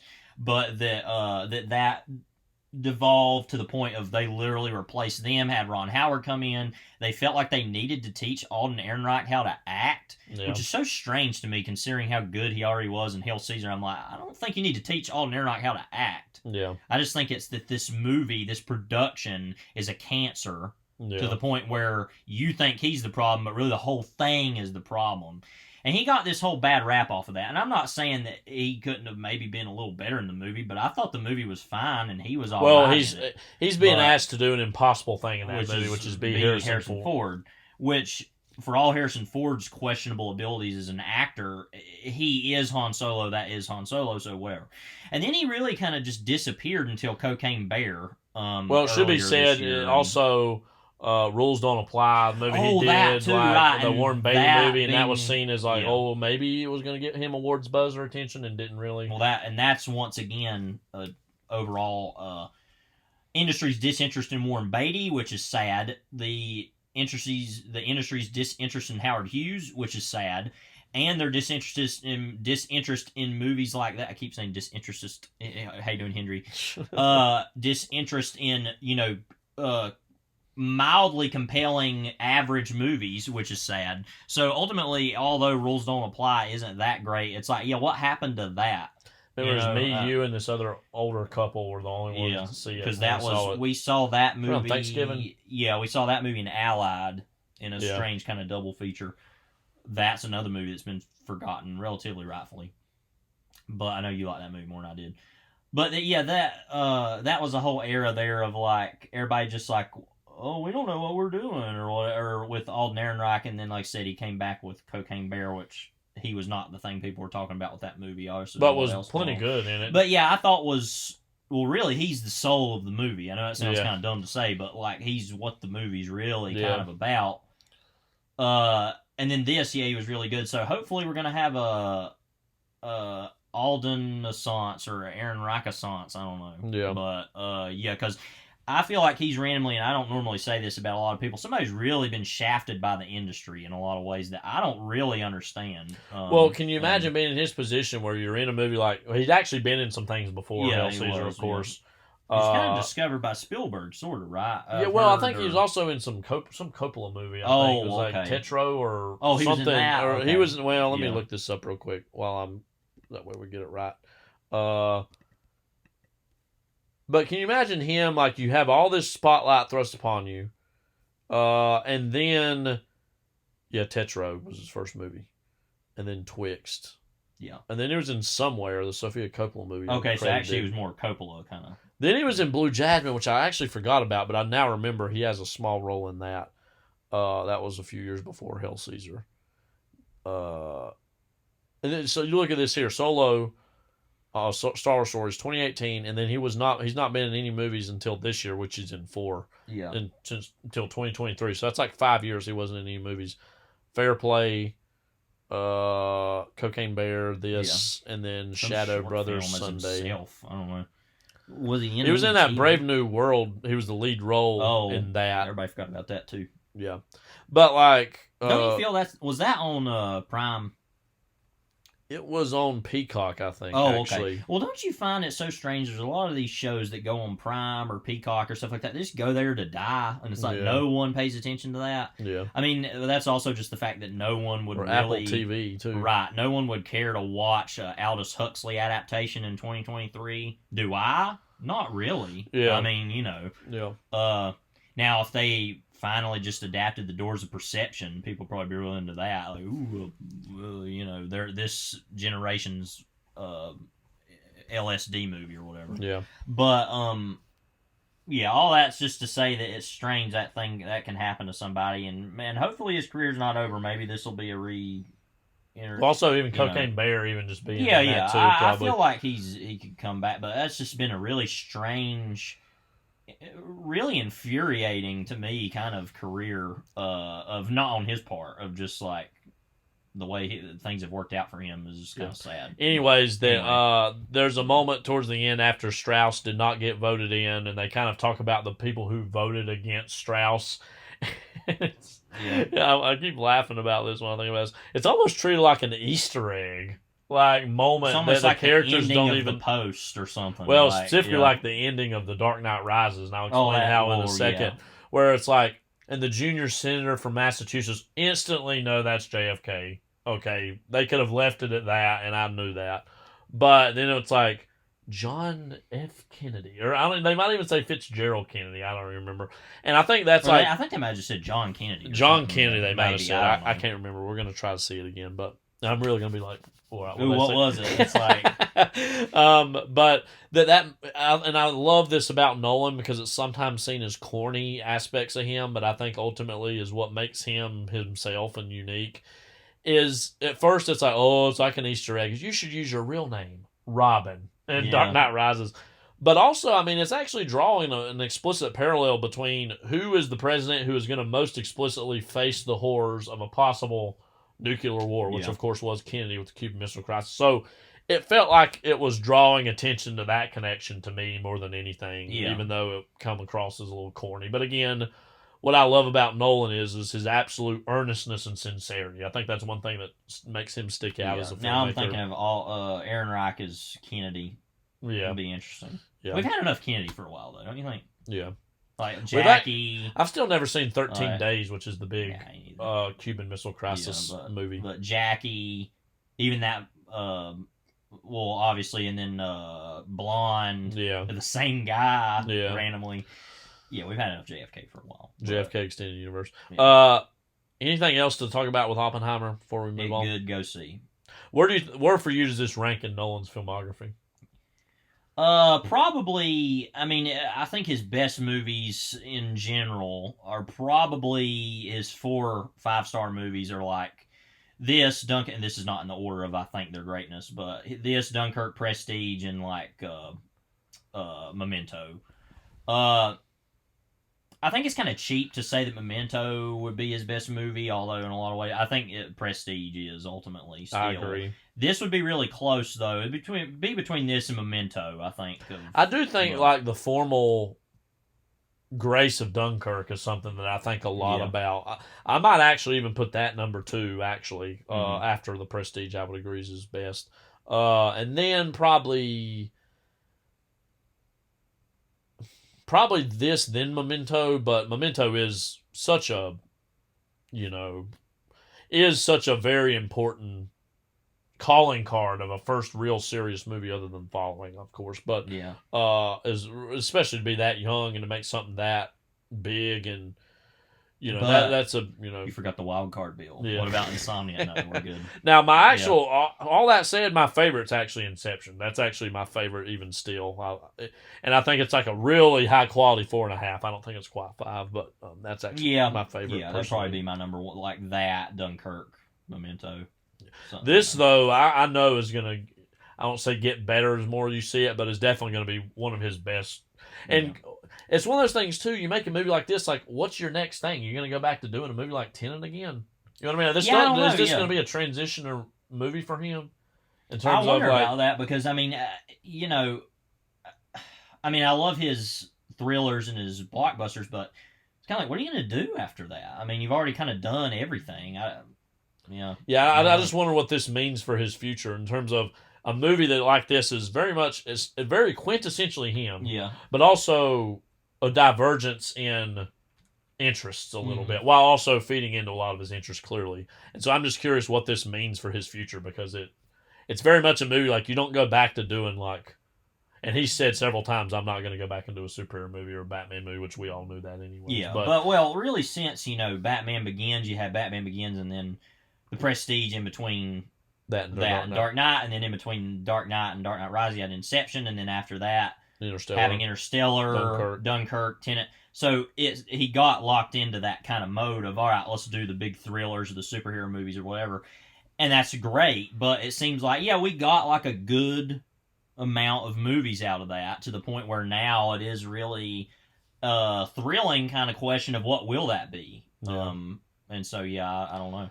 Yeah. So we'll obviously we're big fans of him, so we'll be following his career with great interest, as Palpatine once said about one Anakin Skywalker. Come on, Barbie, let's go party, as Baker Machado would say. Our favorite SOB. One of my sworn enemies. Yeah. If you don't know who that is, Cheddar News, live from Lower Manhattan. Lower Manhattan indeed. So like he plays before a lot of the we're not gonna even the AMC pre-roll garbage. Which let me just say, by the way, while we're on this topic, when you go to the Alma Draft House, it's actually programming that's a wired around the movie, and it's actually like these cool old vintage like spy 60s clips or like stuff. It's really actually like for people who actually care and love movies and want to actually have an experience that's based around that. Not just being sold the latest garbage produced by Chevrolet or the latest garbage produced by who the hell ever, yo. And what's worse is Baker Machado, this guy, he freaking stalks me even when I'm going, you can't even go to the gas pump now without even having ads thrown at your face. Like, little freaking screens. Got to give you as much ad time as possible while you're pumping your gas. Anyway, speaking of ads, Barbie is a 2023 American fantasy comedy. We're not doing this. You don't even start. Yeah. So Barbie, come on Barbie, let's go party. Come on Barbie, let's go party. So Levi, what was your initial reaction to the announcement that Greta Gerwig's next movie was going to be Barbie? Horror, disdain, disgust, Dane DeHaan, all the things, How did your expectations of what this movie could or should be versus what it is? I think it's better than what I thought it would be. I mean, because I came away from the movie a little more positively than I think a lot of people did, mainly because I was out on it from the beginning. I was just like, so it can only go up, right? Unless there was some catastrophe that made it go. Yeah, and ultimately, I feel like it was about as good as it can be, being made by Mattel in conjunction with Mattel. Yeah. Or as the T-Rex said in Toy Story. And I'm from Mattel. Or actually, I'm from a company that was bought out by Mattel, Yeah. The movie is ultimately, like I said, an ad for Mattel and for Barbie. They've already reportedly been talking about doing other movies. Like Yeah. Like Rock'em Sock'em Robots. Uno. The card game, yeah. No. You're joking. No, right? no. Okay, so I'm not even going to start on that. So you've seen that happen, versions of this. You know what I'd like to see? Those like a G.I. Joe movie, but like those like Kung Fu G.I. Joes from the 70s. Stuff like that, and they look like that. You remember how the G.I. Joes just looked? They had the like big beard and like all the hair and everything. They make them look like that instead of like, G.I. Joe of the 80s or whatever. Yeah. 90s. But yeah, since it was made by Mattel, ultimately it's going to be more positive even towards Barbie's legacy, even though it's questioning it. I compared it in my review of both these movies to that Dove soap ad that we've been seeing. Oh, right, yeah, about the poor girl who has the eating disorder, and then Dove is like, "Oh no, but we're working on that." It's like, yes, says a beauty image company who has put a lot of these ideas in these people's heads. Generations and generations. So that's the problem, is that, and I think the movie attempted to deal with this correctly, which was to say that the people in Barbie Land, the Barbies, we're like, oh, everything's been solved because here women are in charge. It's the matriarchy rather than patriarchy, you know. And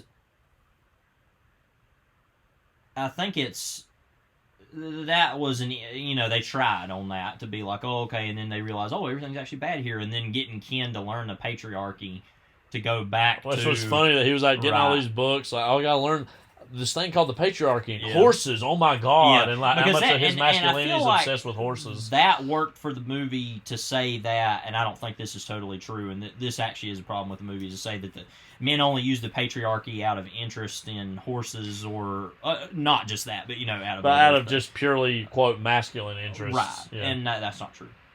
No, men like to be in control because they think women are lesser than. That's what patriarchy is.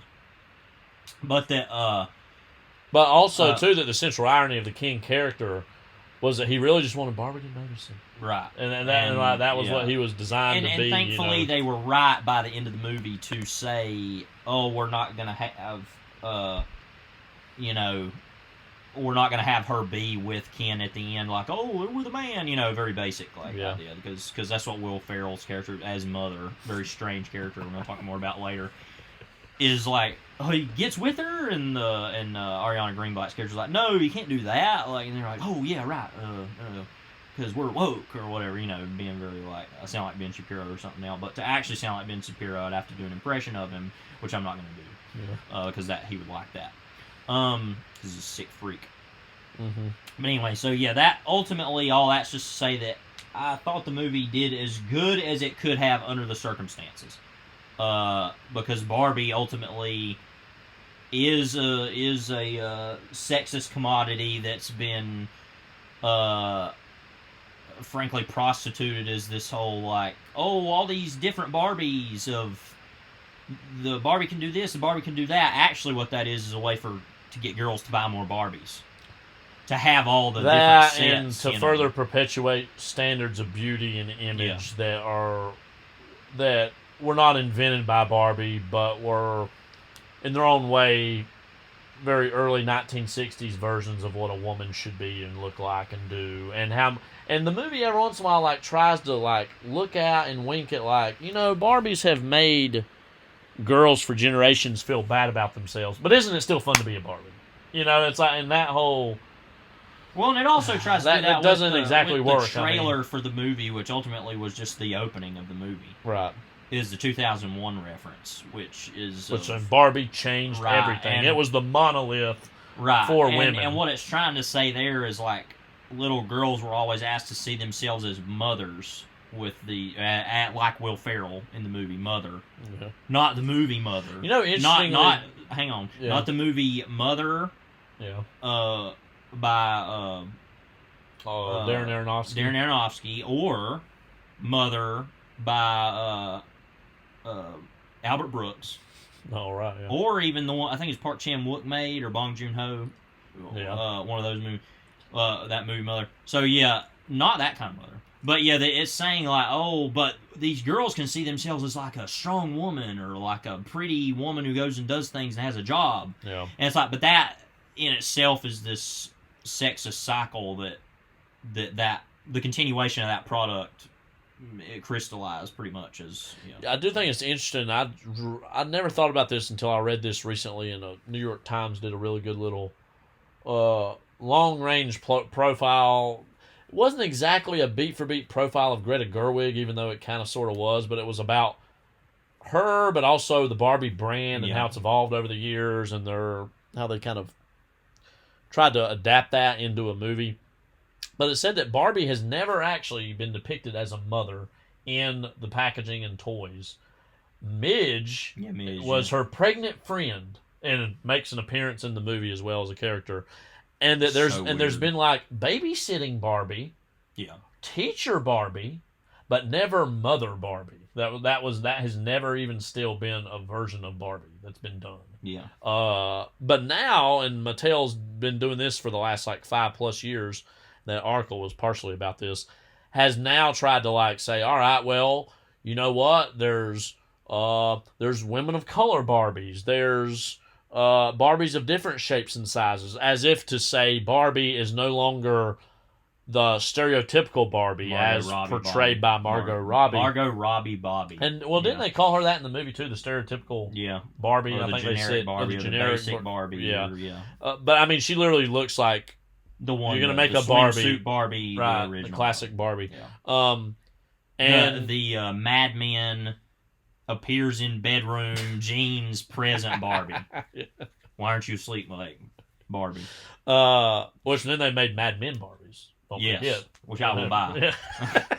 You seen that one? It's like of Tippi Hedren and the Birds Barbie. That's the weirdest one. That's literally like through the looking glass, like people have been talking about for years how Hitchcock women are depicted, specifically like Tippi Hedren and Barney and the Birds.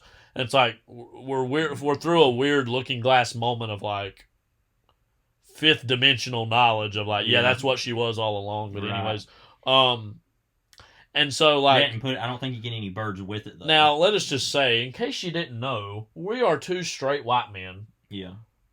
Who have mostly more masculine interests. That's why you're going to hear us talking a lot more about Oppenheimer than Barbie. I think most people would agree, even women, that actually Oppenheimer is about more important things in the end than what Barbie is.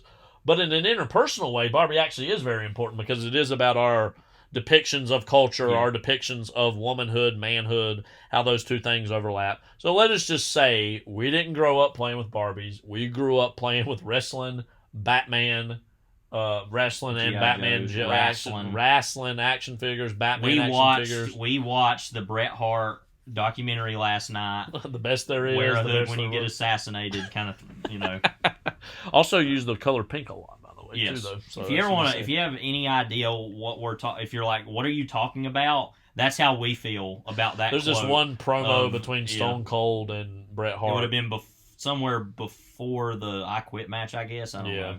I will always be on your ass. Yeah. But anyway, and win, lose, or draw. And he says something like he says all that, and he's like, say something. And Bret Hart comes back with something about the excellence of execution. And do you want to wear a hood while you get assassinated? Which we've been like, or what? We've been puzzling over for years, but specifically over the last day, I've been like, what is he talking about? Yeah, and like love Bret Hart, want to know. Anyways, what's going on. Come on, Barbie. Barbie. Yeah. Come on, Barbie. Let's go, Bret Hart. But yeah. A Bret Hart Barbie. What about that? He got the long hair. Mm-hmm. Kind of look like a woman at different points. There's probably at some point been WWE Diva Barbies. I would imagine. I don't know. Mae Young Barbie. I think for me, Mae Young in wheelchair. Power bombed. They were like Dudley Boy's Kens. Like, yes, right. Very unlikely Kens, both of those. Let's just say, Kens can also come in all shapes and sizes. As we see. Get the tables, Kens. Kens, what's up, Kens? Yeah. Anyway, I think this movie, like for me, this movie, I was very intrigued. I was like, "What can this be?" Because I love Greta Gerwig, I really do. I mean, Lady Bird, Little Women. I mean, those are two 5-star movies. Direction of Lady Bird, as seen in behind the scenes. Oh right, yeah. So she's clearly someone that like we've had our eyes on for a while as like one of the new big important directors. It was one of the great important actors with her work with Baumbach and even being in Jackie, which we talked about. Yeah, she's and in 20th Century Women. We're big I really loved her in that. So we're big fans of her, and I think the question was like, how is she going to approach this? And I think weirdly there was a assumption that it has to be meta. You can't take this seriously on its face because you're literally making like an action figure movie. We already have Toy Story, which weirdly there are shared elements between this and that, also with the Lego movie in this, which we can talk about later. Toy movies, literally, in a roundabout way. And so I think the idea was, well, you got to do it meta, you got to turn it on its head. And while I think that makes a lot of creative sense, there was a part of me that's like, can we just do like like a fun like rom-com, but used the Barbie icon. But then I'm like, well, but no, this is probably was a better version of what any of this could be in terms of having fun with itself, and a movie that has a lot of legitimate laughs. You know what I mean? A legitimate belly laughs. I mean, there were whole periods where we were the only ones laughing in the theaters too. You know, and I was wondering if some of this stuff was going over people's heads in there. I don't know. Well, let me say, there's but a lot the of crowd liked it. By the way, I'm not saying they didn't. You could tell that they did. But you go. Well, I was going to say quite a bit of the comedy in the movie that traffics off the fact that they are not real. Or they are in that. I mean, literally the opening of the movie I thought was pretty funny where she wakes up and she's literally goes to the shower and there's no water coming out. But that's acting like it's like when you play with toys. When and then there's even that moment, which was my favorite moment in the whole movie, maybe visually, where she's like sitting at a mirror, but there's no mirror, so you see her through the mirror frame, just looking, smiling, and there's nothing there. You know, like stuff like that that's just hilarious. That's a visual gag you can't pull off if you're acting like this is real. So yeah, I wanted to mention too, because I was once again we were talking about all this. I kind of actually opened this up in my Sunday school class and was like, Barbie and Oppenheimer, kind of like speak, like, you know. And I don't want to say that as like like I'm looking down on those people. I love those people a lot, and I'm not going to name drop any of them, but in particular. But there were some of them that were talking about both of those movies, and they didn't go and seen both of them. And actually, they didn't really like Barbie. And we're actually like Oppenheimer more, so just saying that, those who had seen it. But they were saying, one of them said, you know, she's like, I didn't really like that it was in the real world. I kind of would have wished it would have just been in the Barbie land the whole time. And I don't agree with that, but there's part of me that actually gets that idea of, yeah, why didn't we just, because I've thought that sometimes, now this is on a totally different level, but I've thought that sometimes about the SpongeBob movies where it's like, oh, let's take it to the real world too. It's like nobody ever cares about that. We just want to see SpongeBob doing SpongeBob stuff.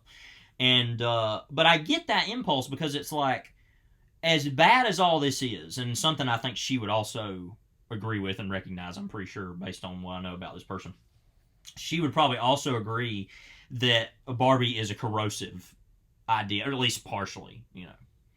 And that they feel the need to justify making the movie by doing all those things they do. That's why I was hitting at earlier. Is maybe would it have been better? I don't know. As a mind if experiment it just to did think it, probably but then not. What would the teeth of the movie have been? Well, then it would be those direct-to-video Barbie movies that they made in the 2000s with the animated stuff.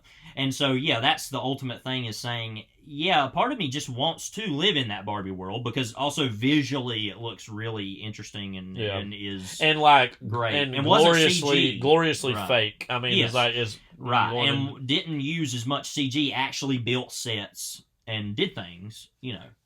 And even if it was a lot of some CG here and there, it doesn't matter because it's a cartoon world. It doesn't matter, you know. It just exists. So that was my favorite stuff in the movie, was in the Barbie land. But at the same time, it's that question of, but what's the point, like you said? And then that gets to the point of, should the movie even be made? Which is the ultimate question, which I think no. But what we got was the best it could have been under the circumstances. Just to throw out a thought experiment, what if if it wasn't in a Barbie land or world the whole time, but it was like a Nightmare Before Christmas-esque going between worlds or variations of Barbie within a Barbie, like it's totally fictional Barbie land or world, or even within Mattel toys, right? But then but then there's maybe a hint that there's something on the outside of that, which is reality, but that's not actually literally gone into. But I think Greta Gerwig probably herself creatively, along with Noah Baumbach, who adapted, as you said, Don DeLillo and Barbie in the same 6 months, which is insane to think about.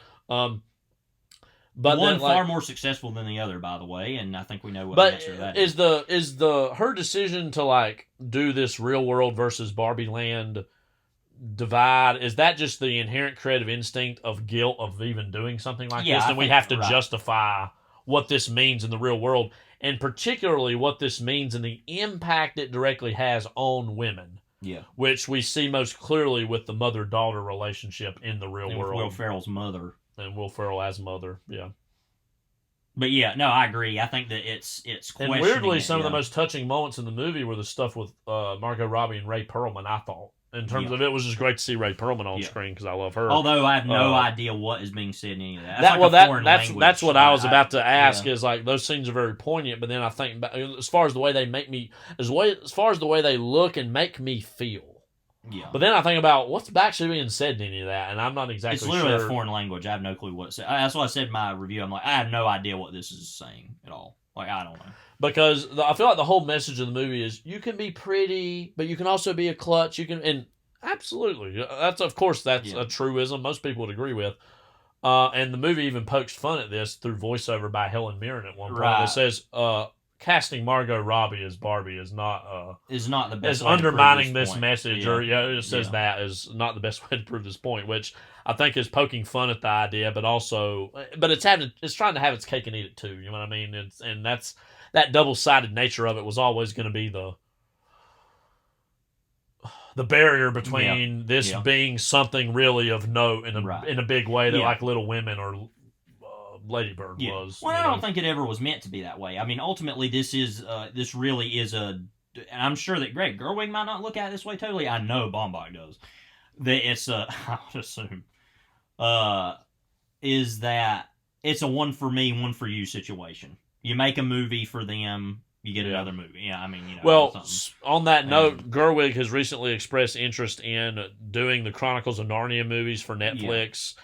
And and she's even said some things like, no, I don't want to always be doing these little small indie dramas. I want to be a big mainstream, like, filmmaker. And I think it's weird. It's that's both good for big mainstream filmmaking and bad for her at the same time. It's good for mainstream filmmaking in the sense of we need more voices as beautiful and original and as heartfelt and sincere as hers is. Yeah. But again, if that's her interest in what she wants to do, then I mean, who are we to tell her that that's not what you should be doing? I mean, obviously, she should be doing what she wants to do. Yeah. It's just like when you come out the gate with 2 5-star movies, it's all going to be downhill from there, pretty much, anyways, right? Yeah, I'm not saying she can't make a great movie again. Of course, she will. I'm sure down the line. But she proved that, I think, with Little Women. I mean, that movie made a good little amount of money too. Yeah, it was a mainstream success, right? And so that what's funny about that movie too is it was kind of confusing, the structure. Like, not really. Not at all. Yeah. But anyway. People said that, it wasn't exactly confusing for me, but I did have some times where I was like, oh, okay, it took my brain a couple seconds to say, oh, okay, this is in this timeline now, okay, and then I adjusted. Well, that's not. But, like, people are just like, I just can't get this. Yeah. It's like, then pay the hell attention, Yeah. You got me hella mad. Well, don't you feel like, I mean, I'm not saying that Little Women has to be the ultimate version of this and we should have as many versions as we can, but I mean, don't you feel like Little Women as a story itself makes the point that Barbie's trying to make in terms of women can be all sorts of shapes and sizes and aspirations and goals and like that's... And Brea Perlman's great, but when you got Tracy Letts having that scene, it's like, but... My Little Women, and then of course Bob Odenkirk. No, but so and I mean there should it's one of those things again. We gotta frankly acknowledge we're 2 men saying all this. There should be as many versions of that message as possible because we've had that's been withheld from women for so long. I mean, and not that I need another franchise or series to get into, but I've always been very interested in Chronicles of Narnia, especially as like Lord of the Rings, a kind of Christian allegory of sorts of a Christian. I think also I don't totally know all this. I think Greg Gerwig was raised in a Christian household. I don't know to what extent she still is, but apparently that had an impact on her to some extent. So those books, right? So therefore, I've always been interested in getting into those. So it'll just be easy to I have do that never seen one of those movies when those come out. I haven't either. I've seen parts of the first one. I was not even against it. I used that as an example in my first year of teaching ELA to talk about symbolism, because I talked about the White Witch being like literally like Hitler. Yeah. And I put funny pictures of Hitler up there to look at how stupid he looked, and and we laughed. I talked about that though as like metaphor and allegory and symbolism and all that stuff, Yeah. So, but I've never actually read those. Right. So that'll be a good entryway if she does those, to just watch those movies, and then if I care, go back and read the books, Sure. So that's in its own way, like, oh, okay, sure. Funny thing about Baumbach, though, let's talk about him for a minute, because I'm just imagining him. She's like, oh, I played with Barbies when I was little, and he's like, thinking I didn't even play with G.I. Joes. I was reading Henry James or whatever, or I was reading Tom Philip Rolfe or whatever, yeah.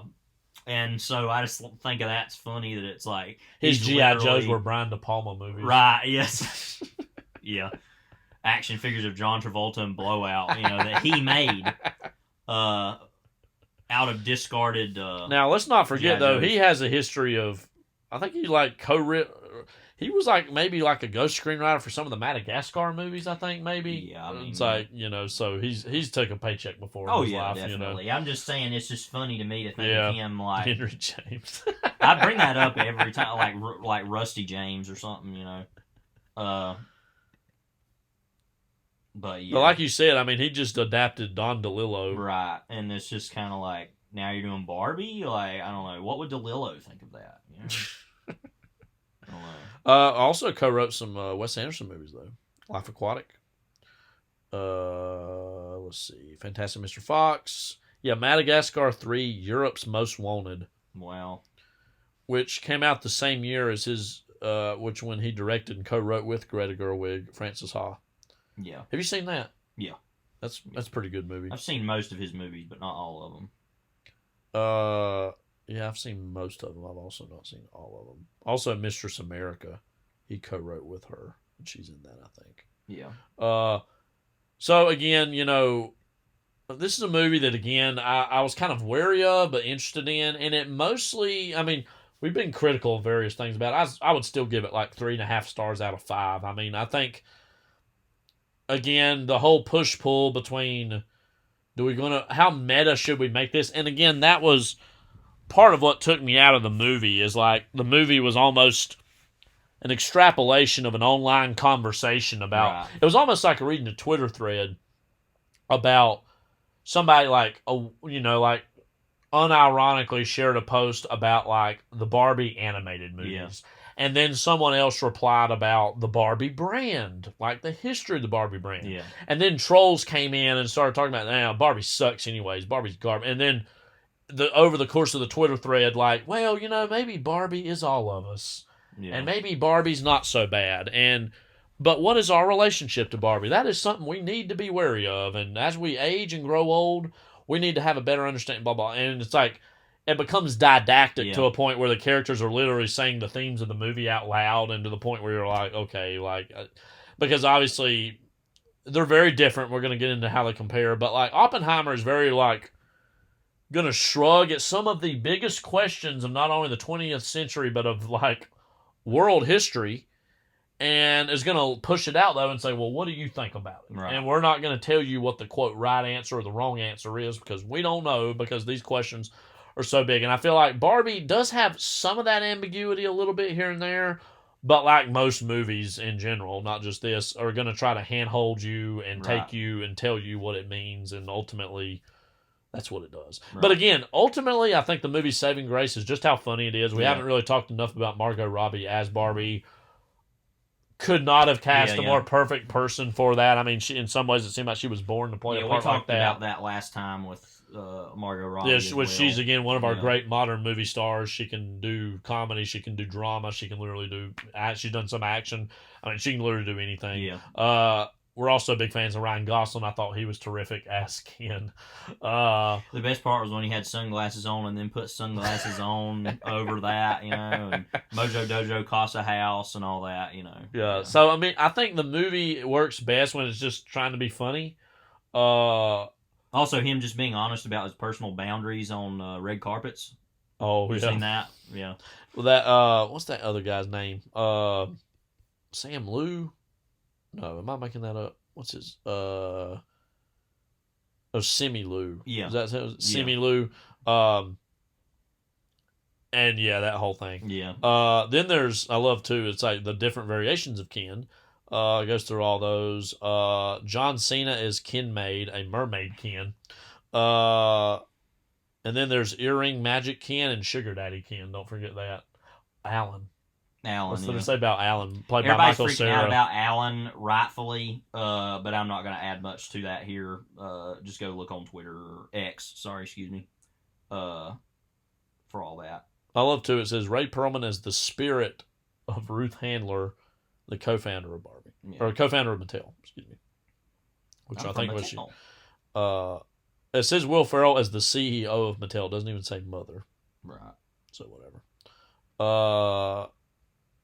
Any other thoughts on Barbie? Individually as its own thing before we talk about Barbenheimer. No, not particularly. Just that it was, I think you probably already have an idea of what you're going to think about this, good or bad, before right. you even go see it. Yeah. So, but again, I will say, and again, we still rated it higher than not. It was nice to just see a brightly colored, unambiguously, kitschy might be not the exact word I'm looking for, but just like this brightly colored blockbuster. Because we've had a series of blockbusters. It has CG in the movie, but it's not overly CG either. It's not afraid, literally, of color in movies, and I think sometimes that's something that we just, other than animated movies, don't get enough of sometimes. And again, Oppenheimer's not that movie, but that's going for something that's going for something totally different, so that's fine. But I mean, in general, it was just nice to see a brightly colored, fun enough movie, comedy in the summer. A comedy. All right, Barbenheimer as a collective phenomenon. Now, again, a lot was made about this a few years ago when they were announced as the same release date, July 21st, 2023. And everybody assumed, there's no way that they're going to keep these release dates the same day, that it's, quote, would ruin the box office of either movie.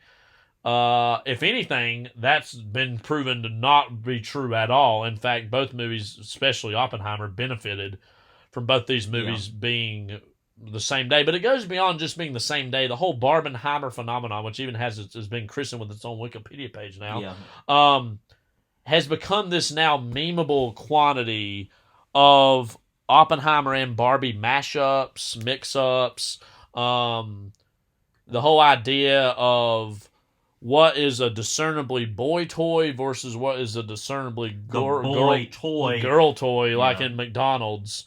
Like, you're going through the drive-thru, getting a Happy Meal. Do you want the boy toy or the girl toy? That both of these, one is much more of a masculine, more centered towards a masculine audience, one more towards a feminine audience. Although there was certainly crossover. Neither one of these movies is going to get the box office that they did if they didn't do that anyways. Yeah. And thus, I think one of the most positive things about it is the box offices of both, as I said, especially Oppenheimer, were benefited from this strange confluence of events that saw both of these movies coming out. Yeah. What's the good, the bad, and the ugly for you of this whole phenomenon? And I'm going to link in this episode, you wrote an essay or a blog about both movies individually, but also what they mean together. Yeah. I appreciate that, but I mean, I talk about all of it in there, that it went from initial frustration over the obsession about it, which really started, like I said, a year ago. I think it was mostly April of 2022, I ended up seeing. Yeah. People were already talking about it then. Like I said, I think people were like, that won't happen, whatever, but ha ha ha. Yeah, here we are. I took them for their word, by the way, and I was like, it's going to happen, so whatever. Yeah. Now, it just barely escaped the strikes in the sense of not being pushed back. Right. So that was a momentous kind of turn of events. Yeah. For both movies. But that, and both of them, were not really promoted heavily, by actors and, And actually also, too, historically, actually, one of the best examples of two things opening against each other and both doing very well. Yes. Because usually it's going to be one movie really grosses more and the other one kind of slips and flops. So both did very well for what their ceilings of success were. Right. Barbie's ceiling for success is obviously higher, PG-13, based on a toy. And frankly, serves women in a way that female audiences are not served often enough out in the open. So that in and of itself is serving an underserved audience. Yeah. And then Oppenheimer is serving, the physicist. Yeah, the physicist crowd. The physicist crowd. Now, when the women physicists get together, That's when it's... That's Barbenheimer, That's Barbenheimer. Made manifest. Yeah. But the... I'm sure there's a physicist Barbie, by the way. Like, scientist Barbie. But, You don't seem interested. No. I'm interested in talking about me. But that with... when I first heard about those, I was like, okay, because it was like that meme of the darkly painted house. It's like black and gray versus with like the pink and purple house. It's like beach houses, and it was like these movies together. And I was like, okay. I kind of forgot about it. And then the last few months have been literally insufferable, leading up to Barbie and Oppenheimer being released together. But then, after seeing the movies and realizing what a big event it has been, I wasn't as annoyed by it anymore. I still am annoyed by the fact that it takes something like this to get people to go to the movies. That just makes me angry. That it takes this level of viral marketing. Either movie cannot just be seen normally. It has to have this whole event nature about itself. That angers me and frustrates me. Which speaks to the fact of movie going is slowly going by the wayside, even if this is this temporary boost to it. But that ultimately, I was happy for both movies, and in the end that this occurred for Barbie, but especially Oppenheimer, that it was able to make the amount of money, and even that people got into theaters to even be forced to think about what that movie is telling them is important, even if it came at the cost of this kind of annoying phenomenon that people are obsessed with. That if it took that to happen, then fine. I'm not as mad about it. Would you mind recounting the story of us leaving Oppenheimer and what you saw? You talk about this in your blog. Oh, okay. Oh, yes. Well, I'll talk about two things about that. No, the thing that happened before the thing you're referring to was that we were walking out, kind of similar to what we had experienced almost a year ago with Bullet Train, of a man and a woman behind me. Oh, I remember that. I heard. We talked about that on the pod. I'm saying, but now about Oppenheimer. Right, Man and woman behind me. Man says, "What, do you think it was boring or something?" And the woman's like, "Yeah, well," kind of mumbles something. He's like, "Yeah, well, screw you then." And they keep. I almost wish it was the same guy who did the Bullet Train. That was an older guy. Yeah, but basically the same sort of response in the opposite vein. But we walked out and we were leaving, and I saw two men getting in the back of their vehicle, changing out of Oppenheimer garb, which was like black suits, hats, whatever. I don't know. I didn't see what they had actually worn. But like more formal. Into a Barbie shirt. Hello Barbie, let's go party. Baker Machado sponsored costumes from Lower Manhattan, Cheddar News. Yeah. Right.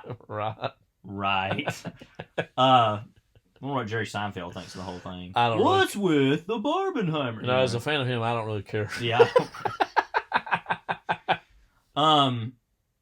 But that they probably did some crap about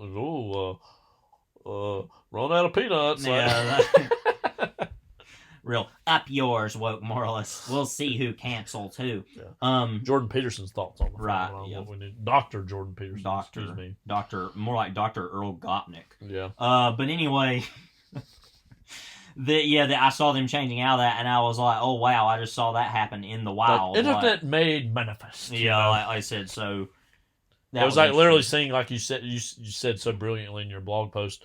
I'm paraphrasing. It's like literally a meme in the wild. To see a meme, like you're seeing a meme take place out in the open. Yeah, and so all that's to say that it does frustrate me though that I've seen a lot of people who, let's just say, have moved away from here to big cities from this area.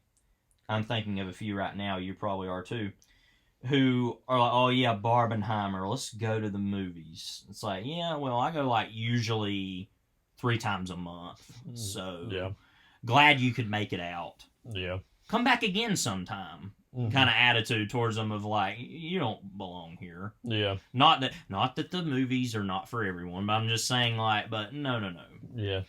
No. you don't get to expound upon this the same way we do, because you literally I don't care about blah blah blah, but oh man, like, because it's a viral phenomenon. Like, yeah. And we should say we did not see these as a double feature. We saw this on a Friday. Oppenheimer on a Friday, and then Barbie on the Sunday after. Right. Because there's this whole debate about, well, if you see a double feature, which should you see first? But it is funny to think about if you watch Oppenheimer and you're like, oh my God, like the way that ends and like what it's about, and then let's immediately go and see a Barbie movie. Because there's like, I can think of one annoying individual in particular that was like, you got to see Barbie first.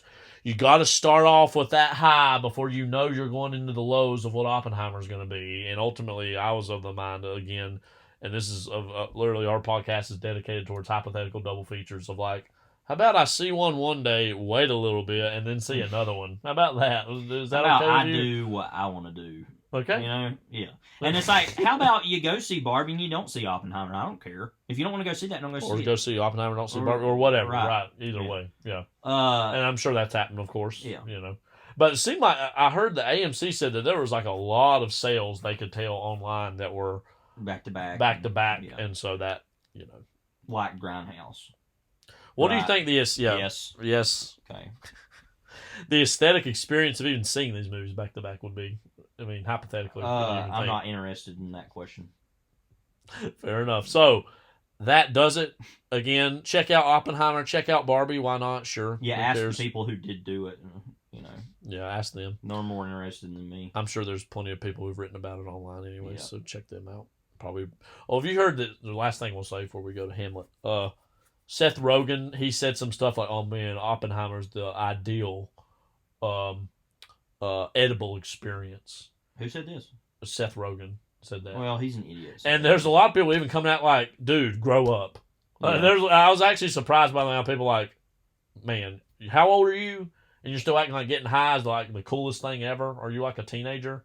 I was actually surprised by the amount of people I saw saying that. Well, he's already writing that. He wrote that new Teenage Mutant Ninja Turtles movie. Which actually looks 30% more interesting than I expected. I still probably won't see it, but I remember he was on I don't remember if it was Fallon or Conan or who it was on, some show. The funny thing is, if it was Fallon, I wouldn't remember how bad the host was because of how bad the guest was. Yeah. That he was on there totally high. Yeah. You can tell. It might even been Kimmel. And he was laughing and going on, and I was literally just sitting there watching it like, this is the most annoying thing I've ever seen. Yeah. Stoners, y'all suck. Let's just get it out there, okay? Yeah. You're annoying. No one wants to be around you. Speaking of stoners, here's the trailer. Original stoner. Here's Hamlet. The trailer for 1996's Hamlet.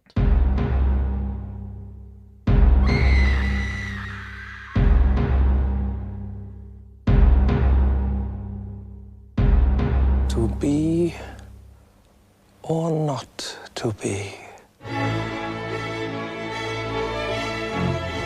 Castle Rock Entertainment proudly presents Hamlet, the most celebrated drama in the English language, seen in glorious 70mm format, adapted for the screen and directed by Kenneth Branagh, with a distinguished international cast featuring Derek Jacobi, Julie Christie, Kate Winslet, Robin Williams, Billy Crystal, Gerard Depardieu, Charlton Heston, Jack Lemmon, Richard Attenborough, John Gielgud, and Kenneth Branagh as Hamlet.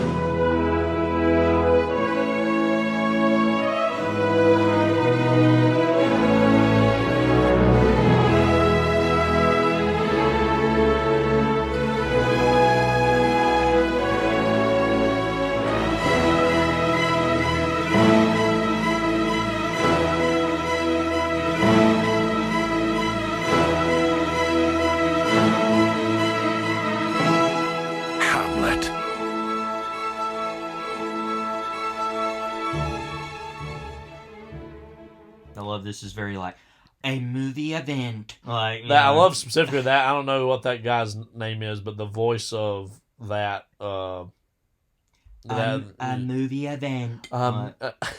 Trump almost. Yeah. It's the biggest event, okay? Okay. Hamlet. You've heard of it, right? Only one of the greatest works of the Western canon. Is a 1996 epic historical drama film and an adaptation of William Shakespeare's play Hamlet, adapted, how many times are you going to say adapted? And directed by Kenneth Branagh, who also stars as Prince Hamlet.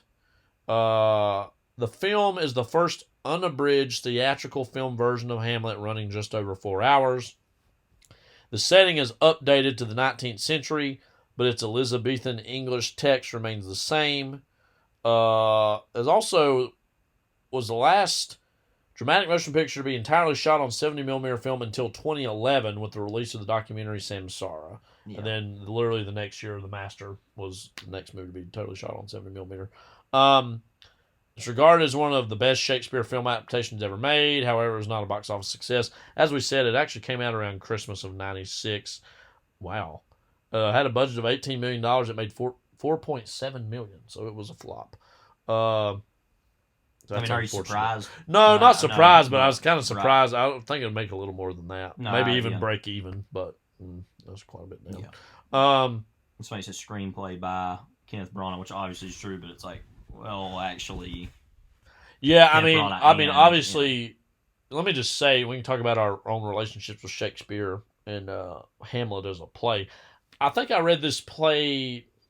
Had been years ago, I think in my later high school days, maybe in my AP English class. I don't remember it super well as far as the reading of it. I remember thinking it was fine, and my appreciation of Shakespeare has very much grown over the years as I've gotten older.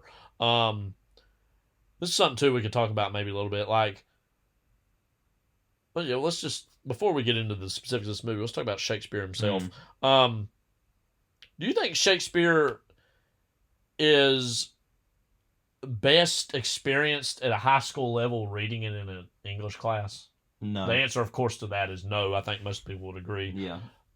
Like any theater, and I say this as someone who's actually read a decent amount of theater on the page because I haven't seen it in person and love a lot of that. But nonetheless, it's meant to be seen. I mean, that's primarily what it is.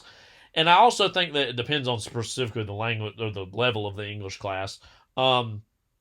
That it's not, I don't know, like an average high schooler is not going to respond to Hamlet. Now, they can see an adaptation of, like, say, Romeo and Juliet, and that's usually Romeo plus Juliet. And we've probably talked about that here or there before. Yeah. We'll talk about Baz Luhrmann. Is, a very worthwhile, experience, but on the whole, again, it's going to go over a lot of kids' heads. What's been your own experience with the Bard himself? The same as most people's, except I finally grew up and enjoyed it. But yeah, I mean, it's hard. I mean, well, honestly, and I'm going to go out on a limb and say something that might be controversial among the people that I know who have to do with this. But in 8th grade now, the kids are under the wit and wisdom framework, or reading A Midsummer's Night's Dream. Yeah, which I think is utterly insane. Yeah. They're already reading All Quiet on the Western Front also that year.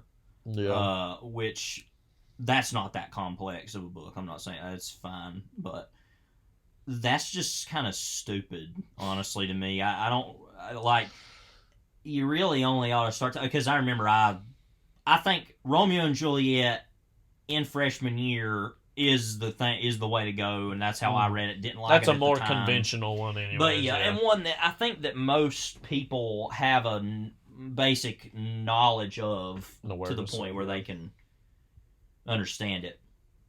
That's very more clear-cut stakes. That's why I think teenagers especially respond to it. It's not like one of his other tragedies like Macbeth or Hamlet or King Lear or Richard III or King Henry, the whatever. All those. That, they all require context, but Romeo and Juliet is, again, for high schoolers, much more easier path to understand. Yeah. That's why it's probably interesting. Also in England, which is different for him normally, other than Merchant of Venice, most of his stuff is in, for the most part. Well, and this is in Denmark, not even in England. Yeah, but most of his other stuff, like Macbeth, that's in Scotland, and King Lear and King whatever, all those are in But Henry VIII. that ultimately what I'm trying to say is like that's a bad way to try to get. It's the catch-22. It's like it's bad to force that on kids, but if you don't, when are they ever going to read it? But then that also just goes to the idea of we just live in an intellectually bankrupt culture that isn't interested in Arts encouraging in a serious that way. anyway. Yeah, outside of school. But when I read Romeo and Juliet, I very obviously didn't like it. I didn't like the movie Romeo plus Juliet either. So we watched that, that always stuck out in my mind as a movie I was like thought a lot about and was like, like that was actually pretty interesting. And then finally, have gone back and love now. I think it's a really great movie. But with Shakespeare, I mean, it's one of those things that it doesn't matter at all what you think about William Shakespeare. It just really doesn't. No. Because the point is just how eminently, unequivocally, he is English literature, is Shakespeare. There's the whole question people ask often, a question I'm never interested in, on whether or not the single person wrote all those plays. I think that's very clear that it's all written from the same person. But then they say, was Shakespeare real or what? And I'm just not interested in that. But we could have a day centuries from now where people wonder if Steven Spielberg directed all the movies. Yeah, it's like I don't understand. I'm not even kidding. That might be one day a thing that people question or wonder as the years go by. I don't know what circumstances could transpire to make that happen. Right. People make conspiracy theories out of anything now. So Right. But that's been a conspiracy for centuries about who wrote the Shakespeare plays. Probably the guy named William Shakespeare. But I'm literally just disinterested in that whole, just because not even that I don't like Shakespeare, but I'm just like, I just don't care. I'm just going to assume that the picture of Shakespeare on Wikipedia was the man who wrote it, because why am I going to think otherwise?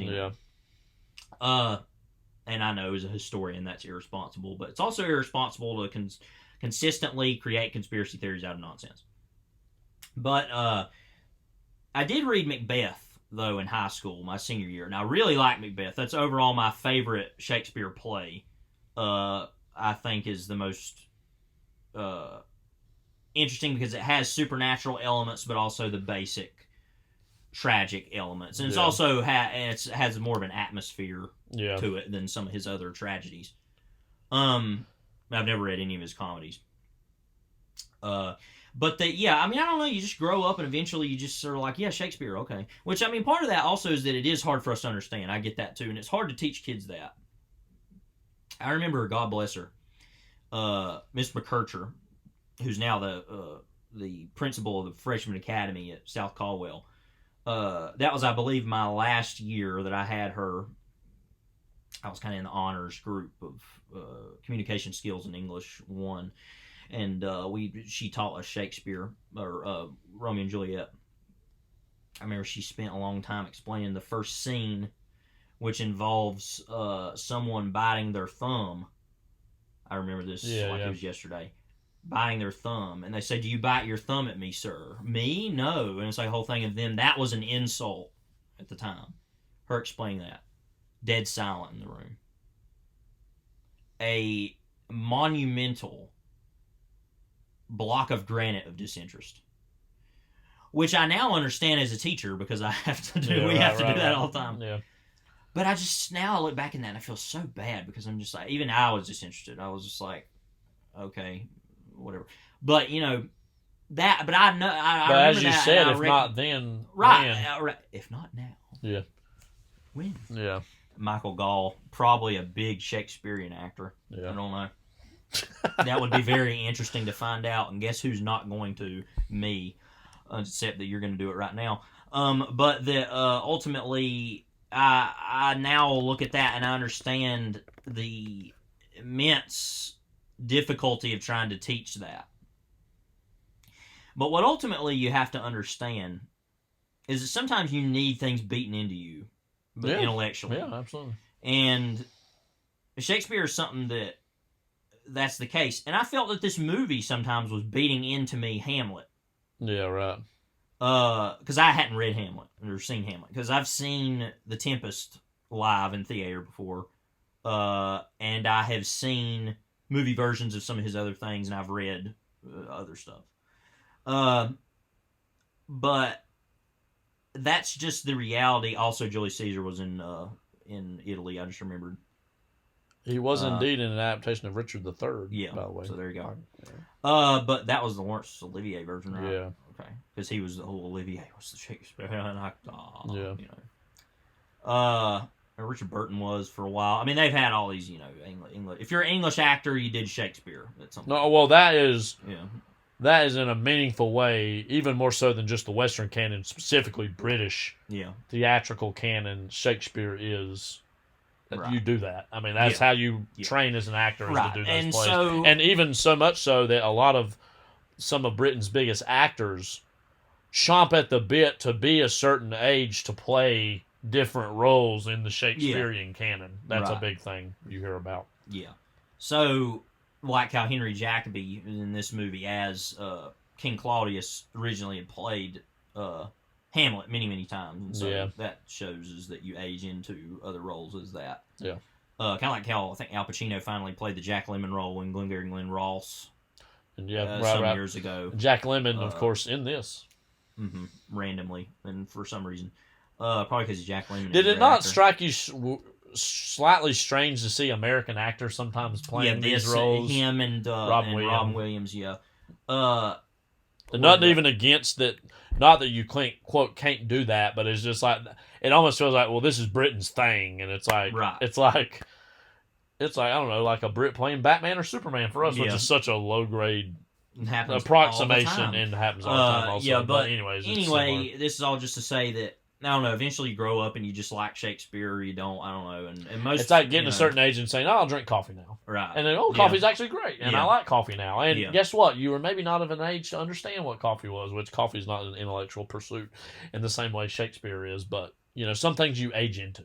Yeah. And I think that's exciting about aging as a fan of art, and I consider myself a fan of art even back when I was in high school or before, in my own way, is that you grow older and you appreciate things on a deeper level. And the thing about appreciating Shakespeare, I think, is not only do you understand the language better as you get older and you're more well-read and you have a better understanding in the historical context sometimes, but you see how universal the themes are. I mean, so much of Western art is after Shakespeare is built upon Shakespearean themes. How many times you hear Shakespearean, love, death, legacy,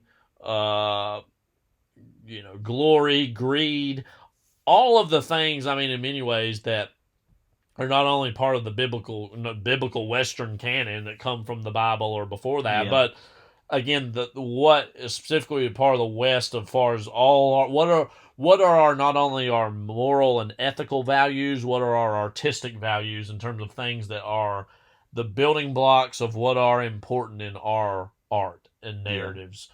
Shakespeare is literally among the very important foundations of that. Yeah. And again, I had read this years ago and didn't totally I understood the basics of the plot, but understand it even a little better watching this. And there are certainly things that even still probably went over my head that as I get older and watch it again, I will have a better understanding of. And I love that about when you can revisit things and they build in your head. The sheer imagination of language. So much so that, there are whole stretches where you're like, this is literally one of the best written things I've ever heard. And then all the language and the idioms that we say on an everyday basis that comes from this work, One thing I thought a lot about was just the term infinite jest, which of course is the name of David Foster Wallace's groundbreaking novel.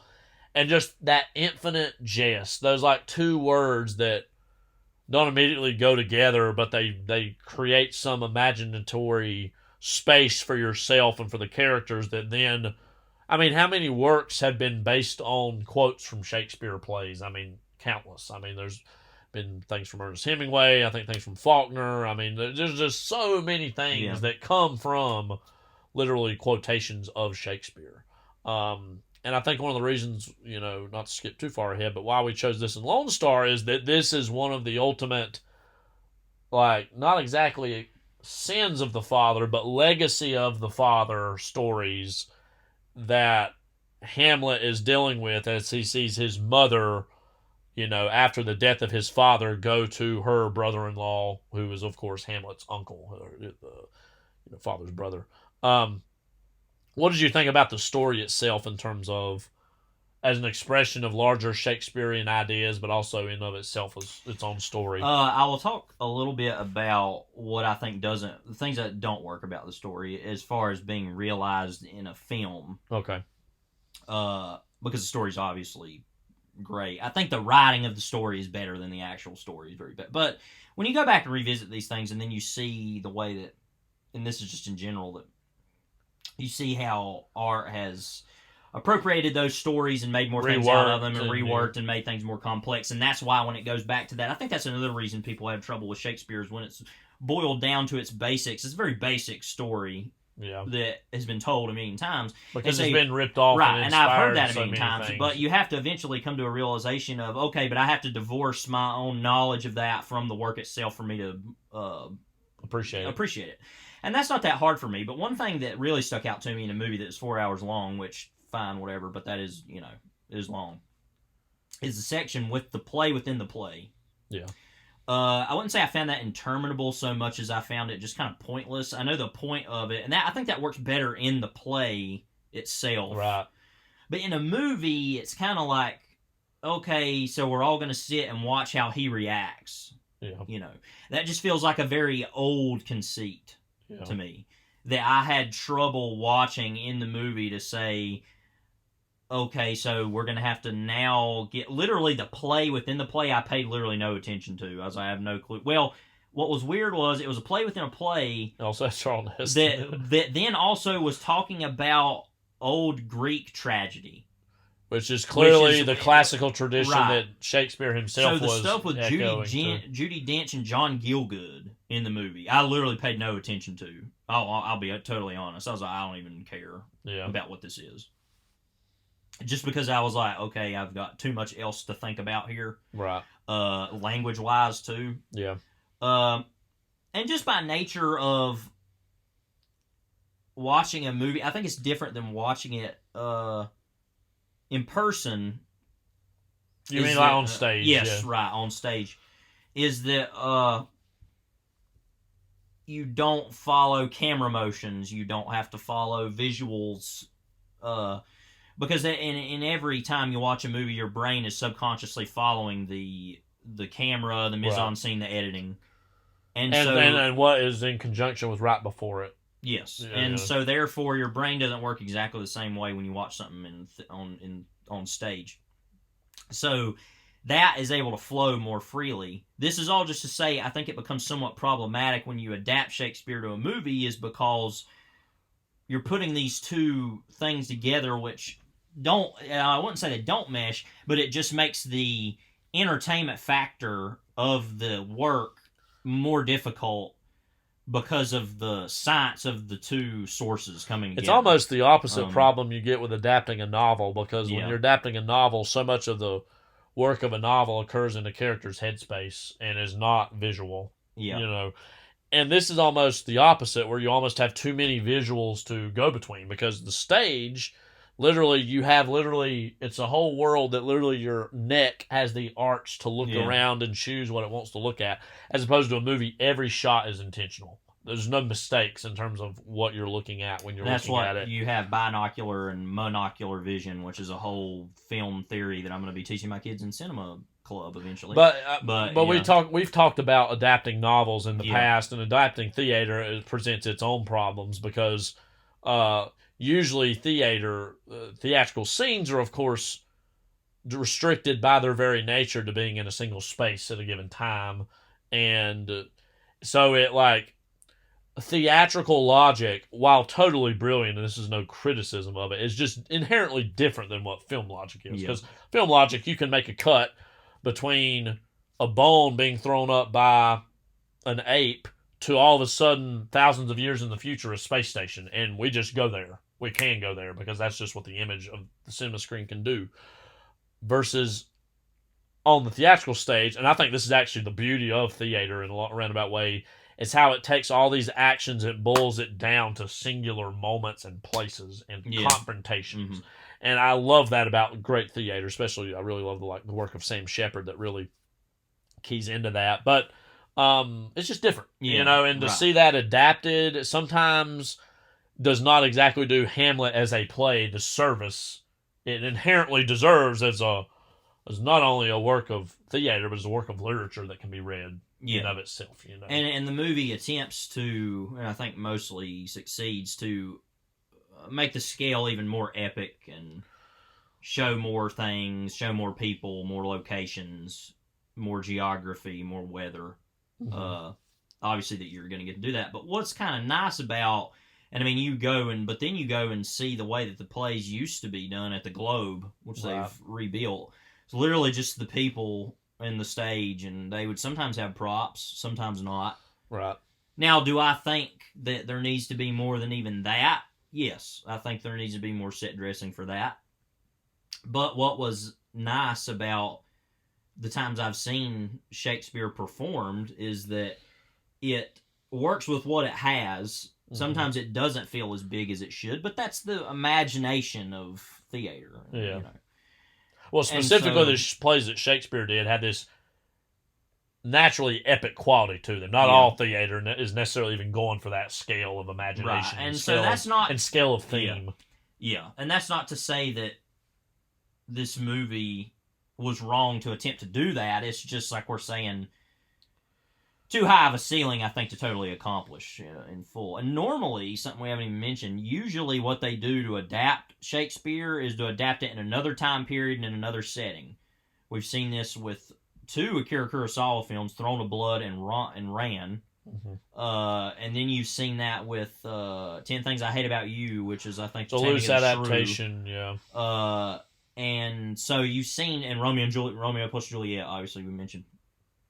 Then there's that 60s version that got done, which is more in the set in the time period. So there's been all these versions of these that have updated it. And so, and obviously, also The Tempest was adapted into Forbidden Planet. So we've seen all these. That's a way for directors and artists to make it easier to make that transition, which makes sense. But, and even this is its own anachronistic forward in time, 1800s in Denmark. Even though apparently the text itself is unabridged, as it says. Yes. So that, like I said, is all just to say that styles often change, and the point of that is to just change the play also, but to make it easier to digest. But with that comes problems, like in this, where it just becomes so long and there's so much language coming at you, you're having to keep up with all of it in a way that is somehow different, like we said, on the screen than it is on the stage. So yeah, we can talk a little bit about because we could go through the whole cast. Briefly throw out some names here. Derek Jacobi as King Claudius, who is the main antagonist, and again brother of the late king. Julie Christie as Gertrude. When it was like halfway through, I realized it was even Julie Christie, and I was like, "Oh, that's Julie Christie." I didn't think about it the entire movie until the end. Yeah, but a young Kate Winslet as Ophelia, and this would have been right before Titanic as well, so that was interesting to see her in that role, and I thought she played that tragedy really well in this. Who else? Michael Maloney as Laertes. I thought he, the brother of Ophelia, who has the duel with Hamlet, kind of towards the end. And then again, just throwing out some of the names you heard him in the trailer: Robin Williams, Gerard Depardieu, Timothy Spall, Jack Lemmon, Billy Crystal, which I love it. Oh, Billy Crystal! It's like he's literally in one scene. Pretty much, I think it was just one scene, wasn't it? Yeah. And a great many other ones. Richard Attenborough for a scene. Charlton Heston also. I mentioned him earlier. Yeah, like I said, literally John Gielgud and Judi Dench, arguably in a scene, you know. But I think we should talk the most about the man of the hour, of course, Kenneth Branagh as Prince Hamlet himself.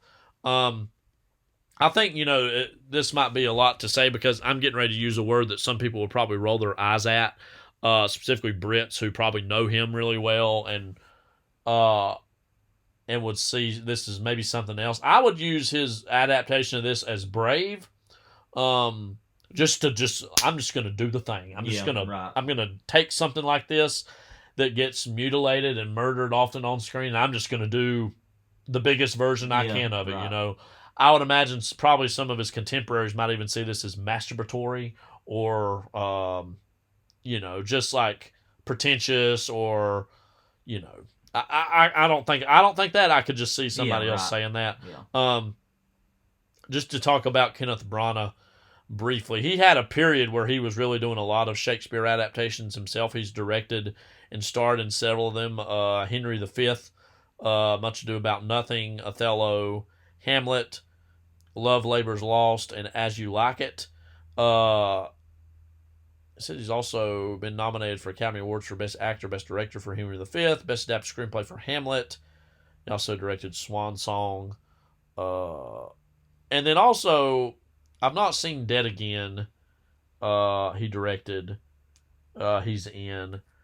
I know Mary Shelley's Frankenstein you can shed a little bit of light into. Yeah, I've seen that. Now that obviously that comes from a different place and language, but it does seem like as though there is a it's part of that literary tradition. Part of that literary tradition though, and is trying to adapt literature as cinema. Gothic tragedy, yeah.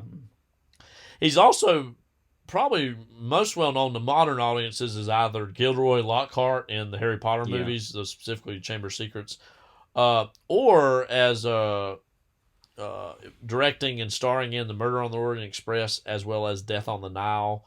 I thought Murder on the Orient Express was plenty fine. He plays Poirot in both of those, the French detective. I know there's a Haunting in Venice too. Yeah, he's doing that as well. Which was funny when I first saw the trailer for that. I'm like, this looks like some horror movie. And then I realized it was like, the next of those movies. And I was like, oh, okay. He also directed Thor, the first Thor, which is clearly going for this Shakespearean, and I say that in big quotes, and italics and underlined and anything else you can do, but like this Shakespearean feeling of Asgard in those movies, what it's aspiring for. Also, I forgot this, he directed the live action remake of Cinderella. He also did that movie Belfast, come out a few years ago, which was nominated for Best Picture, Director, Screenplay. All this is to say, ask this question, Levi. What do you think of, what is Kenneth Branagh as a cinematic brand, and what do you think of specifically his iteration of Hamlet as a character, and also his direction of Hamlet as a director? Well, obviously he's a very literary filmmaker. We've seen not only with adapting theater, but also Agatha Christie, Mary Shelley. So we've seen that's his whole kind of MO. Obviously, that's what he is interested in. We can talk a little bit later, and we've kind of talked about theater and film at this point for quite a bit, but that whole question of how can you do that, make a play into a movie. And there are other versions of that are more successful than this or these because it takes more liberties with the plays, or it's a more modern play that can do that. I know I've always heard a lot about Death Trap, the Ira Levin play that was made into a movie as well with Christopher Reeve. But that this, well, like you said, I think with him and this and all these versions he's done of this, it is very, I think brave is the correct word to use, because that's an incredibly tall order to have to deal with, is to adapt those things. Right. And so when he does that, coming out of that tradition of theater to say, I want to be a director and show this to people who can't see theater, that's important. I mean, we needed some more modern versions of these. They really haven't been done since him as much, or at least in that blatant. Specifically using that word important, there was a really good little introduction we watched on the DVD we watched where he said that, like, kind of prior to the production of this, that he said, and I think he said he knew, he hinted that he knew that some people would probably roll their eyes at this, but he's like, listen, like, this is an important thing to create and produce, and this is something that your children will remember literally these things being adapted and being seen by modern audiences. And he probably saw and does see a huge responsibility on trying to make sure this stuff lives for the future generations in any context. I mean, just sheerly adapting this ensures in a visual medium that it will be seen and reinterpreted and literally lead it to the original text and lead to interest in this being done on stage and continued over time. Yeah. So I'm sure he saw that as, obviously, as he said, an important thing to do, to undertake. Yeah. You know. Right. So, and him as actually Hamlet, like I said, I kind of talked about the direction. The direction is good, but often it's just directing him talking and just following him around, you know, obviously. And there are a lot of long takes in the movie because it's just monologues. And, yeah. You know. But I think he's a good Hamlet. Now, I haven't read Hamlet before, so I'm taking it as it is, but a lot more manic than I was expecting. Yeah. I had not known how the exact personality of Hamlet, so I was not really totally aware of what his performance would be. But I mean, he was very. It wasn't what I was expecting, which was a good thing, I guess. But that's also because I haven't read the play originally. So yeah. Sure. And again, I think this is a very valuable thing to come out in the 90s when, frankly, as we talked about, even just with the success of Castle Rock, but we've been in some way channeling, over the course of, as we do these movies through the 90s, where there was just more of an inherent interest in adult dramas being a commodity that could be traded on and seen at the box office, especially even people who are not a huge fan of Shakespeare. They know what that name means. They know the import that comes with it. And that's why I'm frankly surprised that this didn't make at least a little more money, especially coming out around Christmas. You'd think that would add to the box office. But do you think this presents a worthwhile example for what future adaptations of Shakespeare could be, to possibly adapt other versions of Shakespeare this blatantly and just like unvarnished and unabridged? Yeah, because we've also seen versions of it since then that have been back to the formula of let's adapt this way, let's do this way, and do things differently. And so, I mean, I think it shows that it can still have that impact now, unabridged. But like I said, also part of the problem of the movie is just that, but how far can we take it? How far can it apply in that way is its own question that the movie I don't think totally answers, or says maybe doesn't always work. But sure. And I think what you see with this movie, which I think is really quite good overall, I would give it like, say, 4 out of 5 stars, is just inherently, this is what happens when you try to adapt one medium into another. And I think this is a really, really good version of that. But nonetheless, it still works within the constraints of what that mission nonetheless is trying to undertake. So, anything else on Hamlet? No, I think that's about it. All right, so that's Hamlet. We watched a DVD. You said there's no real Blu-ray release of this? There's not a really, there's not, like our next movie we're talking about, a real good Blu-ray release. There was a DVD that came out in the 2000s. That's what I got. There was also, I think, one of those like booklet DVD things where it's like kind of comes in like a book and then the cases are there and there's like a book in the middle of it or whatever. I think there's a version of that out somewhere, but I got the just basic DVD of it, and it looked fine and sounded good for a DVD, but, you know. But I could tell this is a movie that, as good as it looked on DVD, it would look even better on a Blu-ray or 4K release. Hopefully that can happen someday. So that's Hamlet from 1996, but also from way before, of course. Yeah. But also another movie from 1996, which we're pairing it with.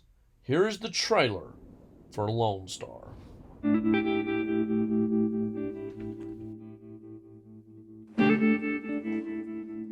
40 years ago, under Sheriff Charlie Wade, Rio County was as corrupt as they came. That Sheriff Wade, he could get ugly. Then, Buddy Deed showed up. How about you lay that shield on this table and vanish? You're a dead man. They called him a legend. He was a unique individual. They called him a champion of justice. The day that man died, they broke the damn mold. His son is about to find out the truth. Follow me. I'm Sheriff Deed. Sheriff Deed is dead, honey. You just Sheriff Jr. We found a body out by Fort McKenzie yesterday.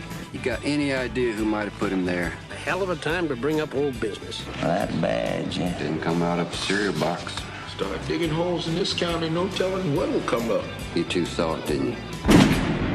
I'm gonna find out one way or the other. I just think people in town ought to know the full story on Buddy Deeds. That makes two of us.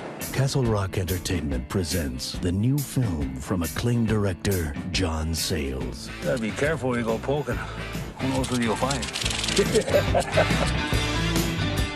Lone Star. So what do you think of that trailer, first of all? I think it's good. I mean, overall, I do think, and this is part of another question we're going to have later when we talk about this, is why was this movie not seen by more people? Because I think it actually checks a lot of commercial boxes that it could have been more successful. Yeah. But nonetheless, I like that it kind of plays it off as almost like this thriller Western thing, which, it makes sense for the story. Those are two things that don't always naturally go together in your head. But nonetheless, I think the trailer's pretty good overall. Yeah. But yeah, Lone Star is a 1996 American neo-Western mystery film written, edited, and directed by John Sayles, set in a small town in South Texas. The ensemble cast features Chris Cooper, Chris Christopherson, Matthew McConaughey, and Elizabeth Pena, and deals with a sheriff's investigation in the murder of one of his predecessors. Filmed on location along the Rio Grande in southern and southwestern Texas, the film received critical acclaim, critics regarding it as a high point of 1990s independent cinema, as well as one of Sayles' best films, both of which I agree with. Nominated for Academy Award for Best Writing, also appeared on the ballot of the AFS 10 Top 10 in the Western category. It was actually a box office success, making $13 million on a $3 to $5 million budget. So it actually did make moderately a successful, good little amount of money. But has thus become kind of forgotten, strangely. But I guess we can talk quickly about what the movie's about. Essentially, it's about this town, Frontera, Texas, that's like really right at the Rio Grande, just across the border from Mexico, and that Chris Cooper's character, Sam Deeds, is the sheriff of the kind of town and he's the son of a legendary sheriff, Buddy Deeds, played by Matthew McConaughey in a younger role for him. Yeah, and the he's only in a handful of scenes, right. Anyways. But there was basically this disappearance of a former sheriff before his father, played by Chris Christopherson, named Charlie Wade, who was this really kind of political machine bully of the county, racist and greedy SOB in every way. He went missing, and everybody just assumed he fled because he was threatened kind of with being arrested by Buddy Deeds. And everybody hated him, so it's just easier to imagine. Yeah, and everybody loved Buddy Deeds. They thought he's just like a local hero and big figure of the town, and everybody thought he was just so great. And but then it comes out that they find the body of Charlie Wade with kind of these bullet wounds out near this shooting range that's for the Army base that's nearby, but they see that the bullets are of a different kind of gun rather than what a rifle would be used, at a rifle range. And so then they realize, it is Charlie Wade, and they assume, it must have been Buddy who killed him. And so the whole movie is about Chris Cooper's Sam trying to figure out, did he do that or not? And he seemed like he's the only one who cares about actually putting the pieces together on this. Yeah. Well, one of my favorite things about this movie, among many, because I think this is a subtle masterpiece. I think, I think this is certainly one of the best movies of this decade. Actually, I would even go as far as saying, and this is a movie this is only the second time we've seen it. Yeah. I gave it 4.5 stars the first time I saw it. I gave it. I unambiguously gave it 5 the second, because I was like, I was even more blown away by it. Is that while it's ostensibly a mystery, almost immediately we know who died. That's not treated really as a mystery through most of the movie. I mean, literally the cuts between skull in the ground, and literally it transitions and fades into Chris Christopherson's face in a bar. Yeah. I mean, it's not subtle at all about who this is. You know what I mean? And it even treats throughout most of the movie, and it's a little bit of a twist actually, who the killer is. Almost from the beginning, we just assume it's Chris Cooper's dad, played by McConaughey. And I love that while this movie is officially a mystery, Yeah. Most of the movie is not actually about, quote, solving the mystery exactly. It's about the lives of all these people that are involved in this. Yeah. This is almost the glass half full version of what, this is a weird thing to say, but follow me on this, what David Lynch said Twin Peaks was supposed to be about, in terms of, well, it's not really about who killed Laura Palmer. It's about the weird mysteries of the town. And obviously that is, not to take away from Twin Peaks because that's its brilliant own thing, but it did kind of become about who killed Laura Palmer and this and that. And sure, we did get all this thing about the town. This really is about the history of this town and these legacy generational rifts and divides that still exist, and that this in some ways is scratching at in some way. And while there are twists and turns in this movie with the narrative and the plot, on the whole, we kind of know what the answers are, even though there's actually some surprising answers also in it. And it's really just a huge place setting for the town itself and understanding what its history is. And Chris Cooper grappling with his own father's sins, something that he knows far more about than the city is willing to admit, and its cultural memory of him. And there's even worse sins, actually, that he's in the process of actually putting together with him. You kind of were hinting at that you agree, but what do you think overall about this movie? I mean, I think it's, and we can talk about this with John Sayles in a minute, it's one of the most well-written movies. It's kind of crazy how every scene, it actually gets so good at a point that it's like how you once described season 4 of Mad Men, where it feels like the person you're in the hands of is just dunking on you at every second and being like, look at this thing I did, look at this scene I wrote, look at this, you know. Not exactly to a bad degree, but, and not even to a degree that you get tired of, but also it becomes more obvious sometimes when you go into every scene and it's like, this is going to be the best written scene of the movie. Yeah. And then you think, oh, maybe it is. I don't know. And it's like every scene is that. But so, yeah, I mean, John Sayles is just one of the great directors and writers, and we'll talk about him in a minute. Writer-directors ever. But what I think is so great about this is that even stuff in the movie that I once and still kind of do think, why is this in this? And what is the relationship this has to the rest of the story? Mainly the Joe Morton sections of the movie about kind of the African-American family that has lived in the town, but also is there because of the army base. And kind of I was thinking, why is this stuff as much a part of the movie? It feels kind of apart from it. But then realizing it's in its own way about fathers and sons, and that one's even about fathers and son, a father, a son, and another son, and kind of about what, can there be reconciliation there? What's really that? Which is different from Chris Cooper, who cannot have any reconciliation with his father because he's dead. And so then there's even Elizabeth Pena and her mother. That's a whole other which section, is not as pronounced as some of this other stuff, but is like a mother-daughter complement to these father-son relationships. And so those things feel kind of random and out there on a limb. Now they feel like a lot of people would look at that now, and even myself partially, and say this would be better to have as a miniseries or something. And you have. I was going to say about this. This proves, why does everything got to be a miniseries today? Right. This literally tells a story as dense as a whole miniseries does. And how long is it? And what's the runtime of the movie? 2 hours and 10 minutes. And it manages to put 2 hours, what feels like a miniseries worth of story into that. It doesn't feel overcooked or underbaked. It just feels like it just flows. Because I was thinking about that watching this. I was like, oh, this will just be a miniseries today. Now, that doesn't mean that some of the sections don't kind of stand out like sore thumbs a little bit more compared to others, but it's like, but who cares? It's telling the story, and because, we would get a whole episode about Francis McDormand's football obsession. Well, I don't even want to start with that because I'm so confused by that. Like, again, watching it again, I remember the first time I saw it, I was literally staring at the screen, that whole scene, like, what the hell am I watching? Like, this is insane.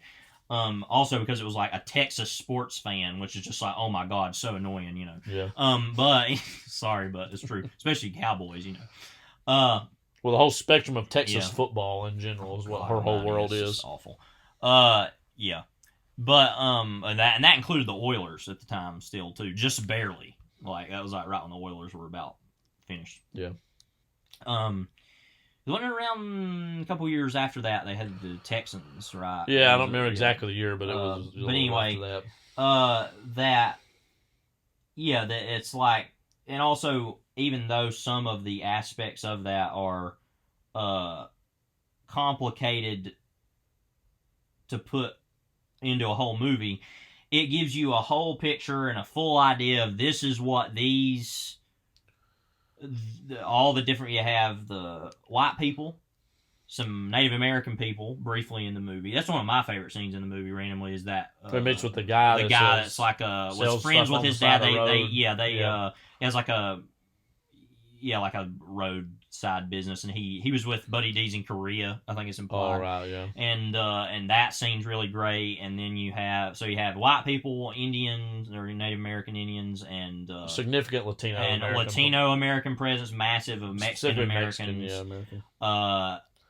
African Americans, even Indian African Americans, of the Seminole, Black Seminole, Native Americans. Like, there's so much in this movie, because when I think about this movie, ostensibly the story you hear is like, oh, this is like a Western noir mystery. And you think, okay. And that's the genre trappings of it, but then it's so much about race and class and local politics, and it's about so many things that it's hard to believe it all fits in a 2-hour and 10-minute movie. Like I said, does it always fit really neatly? No, but the point is that it could do as much as it could in 2 hours. And that is the mark of a great writer, is that somebody's able to accomplish all of that in that amount of time. Yeah. Is, quite frankly, unlike any movie I've ever seen to do something like that. Is really impressive. We talk a little bit about John Sayles in particular, because he's, of course, the writer and director of this. Before we get to the cast, and we can go ahead and talk about him. We recently also watched 8 Men Out. 8 Men Out. It was one of the best sports movies I've ever seen. That was amazing. That was also an amazing movie, and also, I think, an amazingly written movie. And I think that's, there's a tendency, and I was talking about this with Levi when we were watching this, there's a tendency with a lot of writer-directors where the writing, while fine, is purely the means through which we realize the narrative and the visual. Yeah. The movie itself, right? Where the screenplay is purely a utilitarian device to get us to the movie. Big fan of him. We talked about him earlier. I think Christopher Nolan of in that vein, right? Where his movies are not primarily known for the dialogue or the structure. Certainly they are, more so. But, I mean, it's to get you to make the movie, right? Yeah. I think Tarantino is someone who definitely sees himself in a slightly more, obviously more literary lens. Yeah. That his screenplays are their own works of literature. And while we might roll our eyes at some aspects of that, some of them would qualify as being close to that. Right. The Coen brothers, I do think of, are, directors who are great screenwriters as well. But what really sticks out to me about John Sayles, though, I think he has a background as a novelist, I believe. I think he's written some novels. He's written some books. I actually have one of them, Los Gusanos. I haven't ever read it, but he wrote Pride of the Bimbos. Never heard of that. Union Dues, Los Gusanos, A Moment in the Sun, Yellow Earth. Yeah, I remember Yellow Earth. That came out. He actually just came out with a new book this year, Jamie McGilvray. I think he's mostly transitioned into doing that. The last kind of big things he's done, he wrote an episode or some of that show, The Alienist, which I remember was on. It actually looked kind of good, but I never watched. That was that Daniel Bruhl show on TNT, I don't know if you remember. Yeah. And then he wrote the Spiderwick Chronicles. Not aware of that. He got an uncredited rewrite on Apollo 13. He also did one of the earliest drafts of E.T., I know, also. Right. I didn't know that. Yeah. Wow. He made some other movies recently, too. Honey Dripper, Amigo, Go for Sisters. But a lot of these, he's kind of transitioned more into writing novels, I think, mostly. Yeah. Supposedly he also directed a lot of music videos of Bruce Springsteen. Did you know that? Born in the USA, I'm on Fire, and Glory Days, which are all from great songs, Born in the USA. I actually have not seen those. Yeah. I need to watch those. You know what's funny about I'm on Fire? I want to talk about that song for a second real quick before I don't want to get too off topic. That song I remember hearing when I was in a car crash once. Yeah. It wasn't a bad car crash. I was just hit from behind, and that was all frustrating mess. But anyway, that's just one of the most peaceful songs ever.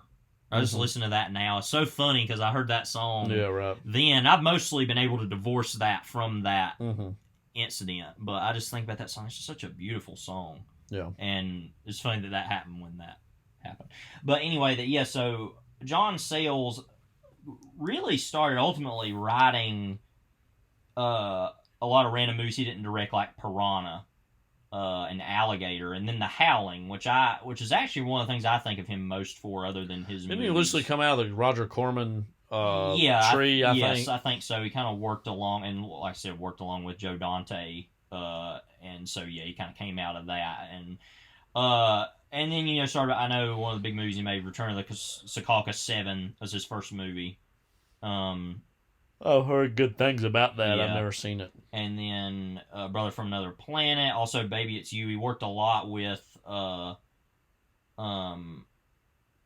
David Strathairn, obviously. Mate One, we haven't even mentioned yet, I think is maybe his best movie. It's between that and this. Probably actually this Lone Star might be his best movie, but Mate One is real close. 8 Men Out's real close. And then there's a lot of his other movies we haven't seen yet. Yeah. But what I really love to me about his movies, he has an ability to create a world and a series of characters that you feel like you're getting a full meal. And what I mean by that is that there's nothing really left on the table, that he squeezed about as much story out of whatever this world is that he can do, which again, so many movies you feel like you get just the briefest snapshots of characters and that it's just purely to serve a story's purposes. What I really love about his work is that you feel that, you get the story and the narrative, but you get a really big snapshot of character and of mood and of place. Because I think one thing you can look at, a similarity between Mate One, 8 Men Out, and Lone Star specifically, the ones that we've seen, are the importance of setting. Whether it be this small West Virginian coal town in like Mate One, whether it be the hustle and bustle and pressure of Chicago in 1919, or the hidden backroad mysteries of Texas and Lone Star. That setting is, I hate when I hear the term, setting is character, like, or the town in Lone Star is kind of like its own character. Yeah. And it's like, no, it's not. But no, it's not. It's a setting. A setting is not a character. No, setting transcends character. Yes. Setting actually dictates character. Setting is far bigger than character. It's actually maybe the most important. You don't want to be a product of your environment. You want environment to be a product of you. But like, you need to, and I think that's one of the fundamental questions whenever you write something, is to understand the relationship between character and setting. Because they are not the same thing. They are two different things, and they work either in conjunction with or in opposition to each other. And I think that's what's so brilliant about this, is that how miserable Chris Cooper is about being back here. Not that he hates all the people. In fact, he indeed loves one of them very dearly, Elizabeth Pena's character, who he had a dalliance with when they were in high school. But this place has such reverence for his father that it makes him sick and makes him angry. And at first we think it's just, well, maybe his dad wasn't as supportive as he could have been, and it solves that to a degree.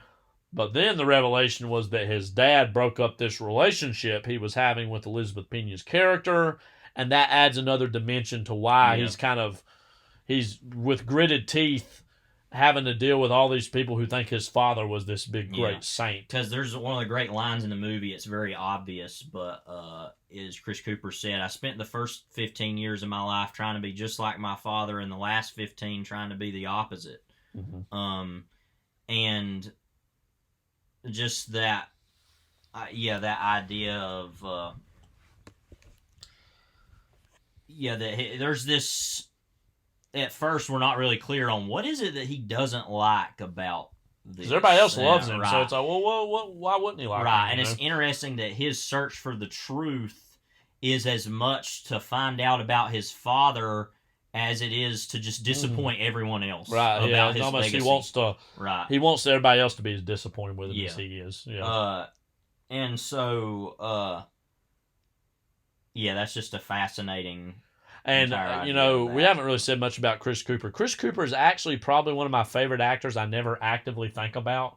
He's never like, when somebody asks, who's your favorite actors? Okay, if I had to name 5 or 10 even, Chris Cooper wouldn't be on that list. But anytime I see him, I've never seen him once be anything less than excellent. He's just, he's really great in everything he's in. I don't want to spoil too much, but he actually might appear later in this 90s series that we're going to be doing, so we'll be talking about him again. But I think he plays that righteous frustration really well in this movie.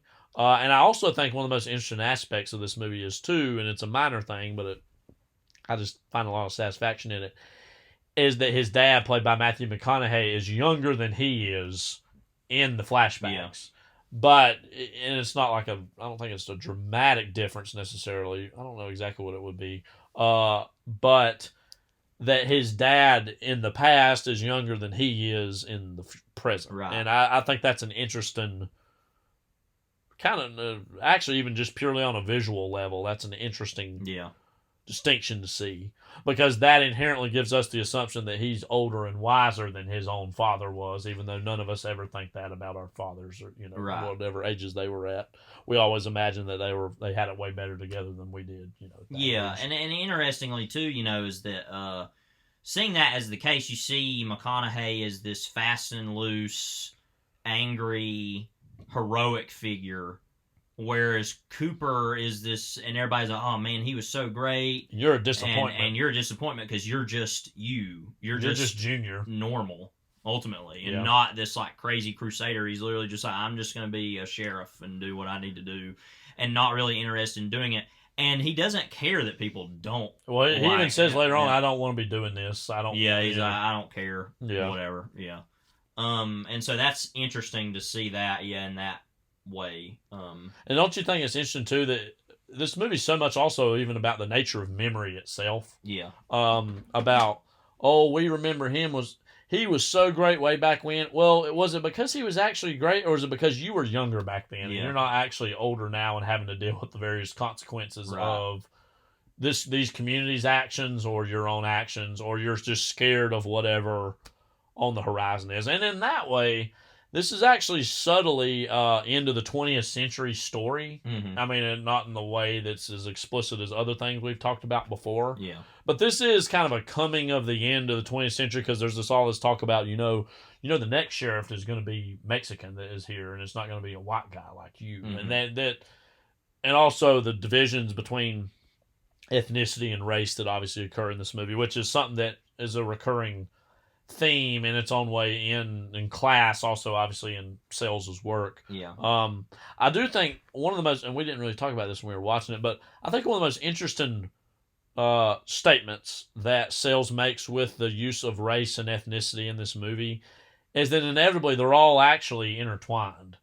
They think they're all different, but the revelation, spoiler alert, and we can talk about this a little bit, that Chris Cooper's girlfriend is actually the daughter of McConaughey. Like, that he fathered her with the relationship he had with her mother. That was named Otis, the black guy that was on the bar in the present day, that he himself was a descendant of black Seminoles, so that actually he's not purely African American. He's also got obviously this Native American heritage. And so that these people like to think I'm in this corner, you're in that corner, but actually constantly they're And also there's that whole really great scene that sounds exactly like the same crap we still deal with, about that scene where they're talking about how they're teaching Texas history. Right. And it's like, no, and it's like all this, it's this white and this and whatever. And it's like, no, it's all of that history. Even though it's particularly white, black, and certainly Latino Americans are a huge role in that, and even Native American and they all intertwine in this. And people want to point fingers even at America too, about, well, then y'all came in here and did this to the Mexicans, and it's like, well, what about what the Spanish did to the Mexicans, and what about what the Spanish did to the Native Americans? And then it's this whole literally everybody kind of other than Native Americans is at fault here. Right. And they're all dictating terms that no Native American is in that scene to talk about. Obviously, it's all the Hispanics and the white people. And so that is its own interesting aspect to that scene I hadn't thought about till now, is then the real person who's been really wronged is not even there. Right. And to that extent, one of the few Native American as you said, roles as that guy who's got that roadside business. Yeah. I think one of the most, it's so subtle, and this speaks to what a great writer Sayles is, that you could almost just pass off as a funny little moment, but I think it actually speaks to the Native Americans' place in this whole thing, as where he's like, you want to buy this? And Chris Cooper's like, no. He's like, would you buy that? He's like, no. He's like, no, actually, this is worthless, but I'm here peddling this legacy, and here I am, literally all by myself, literally in the movie. I'm the only character of Native American heritage, and I'm barely a memory. I'm barely somebody who even exists. And I just think that is a very wise approximation of inter-ethnic or interracial relations in America between these different various groups. And also, that guy literally stands as like he was almost a road sign that Buddy Deeds passed, even though he knew Buddy Deeds, that Buddy Deeds passed by while he was racing in his cars. Right. Like, you know, and it's almost like, oh yeah, that's where, what was his name? Wesley Birdsong lived. Right. Like, you know, and oh, I knew him in the war, and you know, and kind of just whatever. But yeah, that's all to say that's, I think, what makes this better than just a Western, is that it's actually dealing with, well, what is the West? Who all's there and why? You know. Right. And everybody angry, like you said, at each other over that, when it's all like, you're all kind of in the same boat, ultimately. There's even talk to, and it's not Confederate monuments, but of a monument of Buddy Deeds being put in the town, and a Mexican American kind of politely actually taking issue with it towards his own son. And I think he has an instinct that his own son is going to be mad about it. And he's like, one of the most famous moments of the movie, I think, that sums up Chris Cooper's character is that he's like, I just want everybody to know the truth about him. And he says, I'm paraphrasing, and he says something along the lines of, yeah, that makes two of us. Like, I'm wanting to expose him too in my own other way or for my own reasons, you know. Yeah.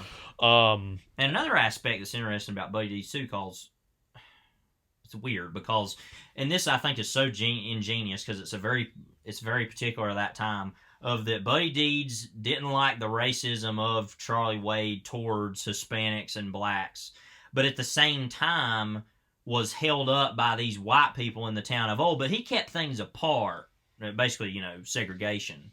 And saying, yeah, they can do what they want to do, but they're over there doing that. And he was just a step above actively antagonizing those people, as opposed to saying, well, you can have your place and you have your place.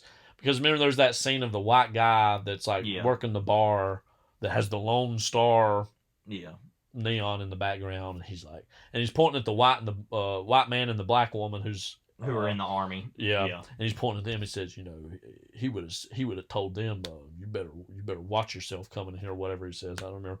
But like basically saying like, no, he was all right. He said everybody should keep their place. And Chris Cooper the whole time is sitting there thinking, I could give a crap. Well, you know what? He didn't want me and my love to be together. Right. And so I know all about that. So I don't know why you tell me that. But then there's the whole realization of actually he had this love with this Hispanic woman. Right. And so then that, which I think I think that, what's that character's name? Mercedes, Michelle Pena's mother. Yeah, Mercedes or Elizabeth Pena's mother. She's actually, I think, one of the subtly most fascinating characters of the whole movie, because she's seen as this clearly Latino, Mexican American, but like insists everybody speak English. Basically a Hispanic Republican, more or less. Yeah, and it's like the. But also, she operates like a Mexican restaurant, basically too, in the cafe, town. Right. And one of the beautiful things is how this movie flashes back and how it does it all. A lot of great transitions between characters, kind of reflecting on the past, and the camera literally moving, and there's no cuts, and then you see the scene play out and goes back and forth. And the one with her in particular, thinking about all the troubles to come across the border, and that's why she's so. I don't want to even think about that life. I don't even want to relive that life because her husband was also murdered, helping people come to America, and that's why she has this whole anger towards other characters doing that. But I think those scenes are actually a supreme level of empathy in terms of. Understanding why that character is who she is and has a sense of pride about herself, but actually it's rooted in this tragic backstory. One that she eventually overcomes. One that she eventually helps out a boy who had been working under her to help bring his own. And like you mentioned, baby that's mama maybe kinda my to favorite Mexico. moment in the whole movie, actually, is her going through the water, meeting her husband, who we already know had been killed, and then the camera panning over, and she's standing there on her backyard, where that literally was, in this big house. Thinking about it, Like, and just... That's where, like we mentioned about him, what movies can do that theater can't do, and it's just... That's a moment that almost sends chills down my spine of just how genius that is. It's just like on another level. So yeah, that's all to say that the movie is one of the most complex but truthful examinations of race in America that I've ever seen, and it's never talked about exactly in that I know John Sayles gets a lot of credit for Brother from Another Planet, which is a movie which has that actor in it. Joe Morton. Joe Morton, who I want to talk about some of the portions of that, because I think that's actually some of my favorite stuff. His relationship, like, he's this domineering army general, or colonel, I think. Colonel, because Otis's second wife is like very like Bret Hart mentioned my new wife, which is very like sexist, but anyway, we'll talk more about that someday. But yeah, his second wife says, oh, I know she keeps calling him general, and he's like colonel. He's like, oh, I know, he made me memorize it, but she's just doing it just to annoy him. But yeah, he's an army colonel that has basically been put in charge of this I guess army base that's probably going to be shut down in a few years. Yeah, that's what they said, right. In the movie. And so he's put in charge of that, and he's unhappy because he has to come back to where he was from. Right. That scene alone right there is actually a good distillation of why Sayles' writing is really great, is that scene between him and his, like, stepmother, I guess, is that there's this big elephant in the scene. It's the dad. The dad's not there. And they're both talking around the husband and the dad or whatever. And that these two characters who have never met, who would naturally have all this resentment for each other and for their own weird ways, actually are like, oh, the other one's not so bad, but the source of all that anxiety is not in the frame, is not present. Right. Like with race, like with legacy, like with all these other things in the movie. And that usually, if you're trying to think of like, what's interesting scenes, and there's a lot of reasons why scenes might be interesting. It could come down to performance, it could come down to directing. But the writing aspect is to like the undercurrent of what both of these characters, in particular Joe Morton's character's problem is not in the scene, and it adds this invisible tension that two people actually talking to each other actually erases. And I think that's, again, it speaks to the quality of the writing, that you can kind of take it in the first time and not even really see all the thought that goes into such encounters. And then the more you watch it, and it doesn't mean it's still not good anymore, but you start to appreciate the layers in which Sayles' work is working under. And again, and I think this is a good example of when you take a genre work and infuse it with a level of characterization and setting that you're like, oh, this is what every genre story should aspire to, is being something this thoughtful and this specific, about its time and place. And in being more specific, and you hear writing teachers tell you this all the time, that a lot of people think, well, if I write about my own life or what my experiences are, how will anybody relate to that? And of course the answer is, well, you dummy, you think things that are specific to you. Right. Everybody deals with versions of those things. And, some of the best pieces of writing, too, you can think about, are things you could never exactly possibly relate to. But the human emotion is there so much that it takes you and you empathize and understand a time and a place and people that you don't immediately respond to, and I think that just speaks so well of him. But anyways, that Joe Morton section, he's this colonel. I think it says his wife is a school teacher. Yeah.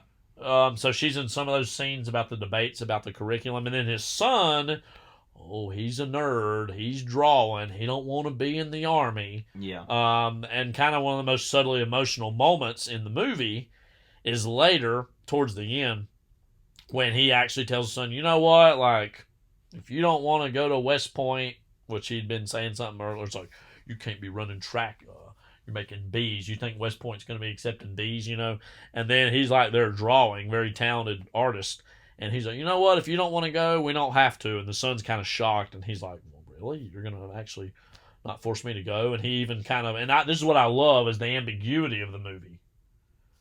Is that Joe Morton's character says, oh, you know what? Maybe out back we can have a barbecue sometime soon. The movie doesn't show us if that barbecue actually took place.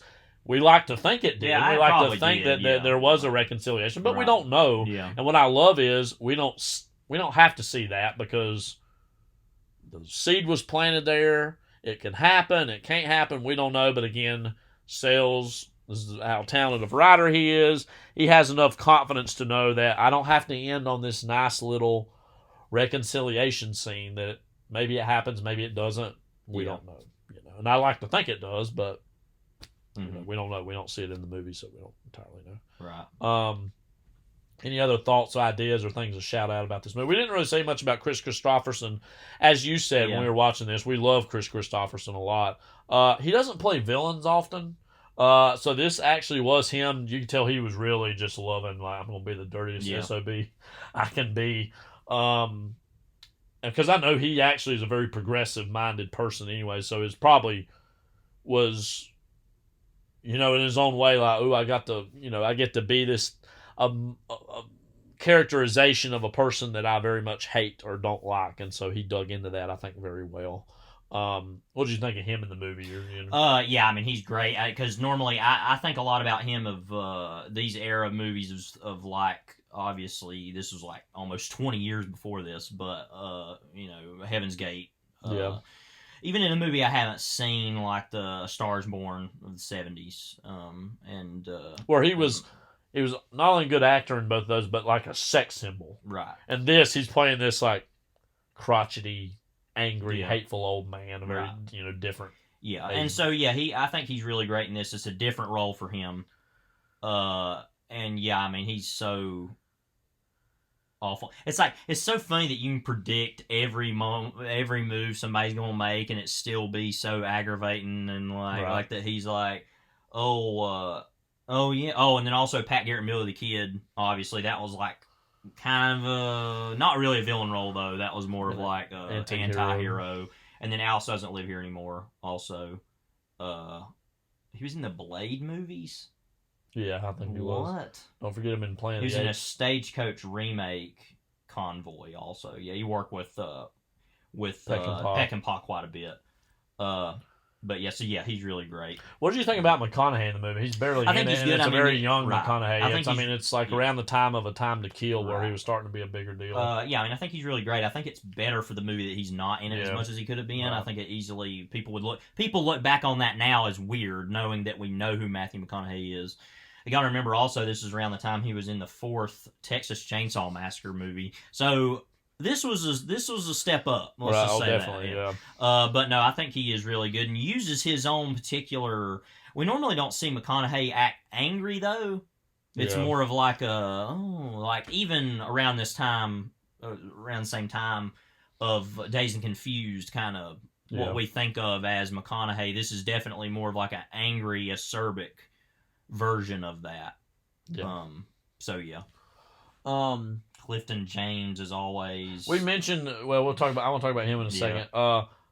We mentioned Elizabeth Pena. I think she's actually a really great actress in this. I've not really seen her in much other things. She's in that movie La Bamba, which I have seen almost all of multiple times. That Lou Diamond Phillips movie about Richie Valens, which is actually pretty good. I'd recommend. That just came out on Criterion recently.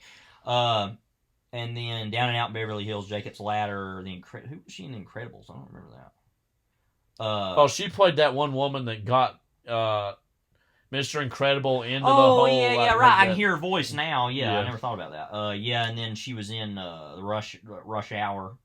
I think she's really good. And she has an interesting part in the movie because she's not Hispanic enough for her son, who is more like wanting to be more Hispanic, and then her mother, Or, well, no, and then 2 Hispanic for her mother. Right. Who is, like, more wanting to be, no, we're in America, you need to be this, you need to be that, and so... And that speaks to, she doesn't even know the revelation that her own father is actually Matthew McConaughey's character, you know, and so that she's actually half white. You know? And then that's kind of a funny line. Is her mother's like, "You want to see Mexicans? Look around you." Like, you know, it's like 90% Mexican, high percentage. So the town. So but yeah, she's great. And then Miriam Colon, we've talked about as her mother's good. Clifton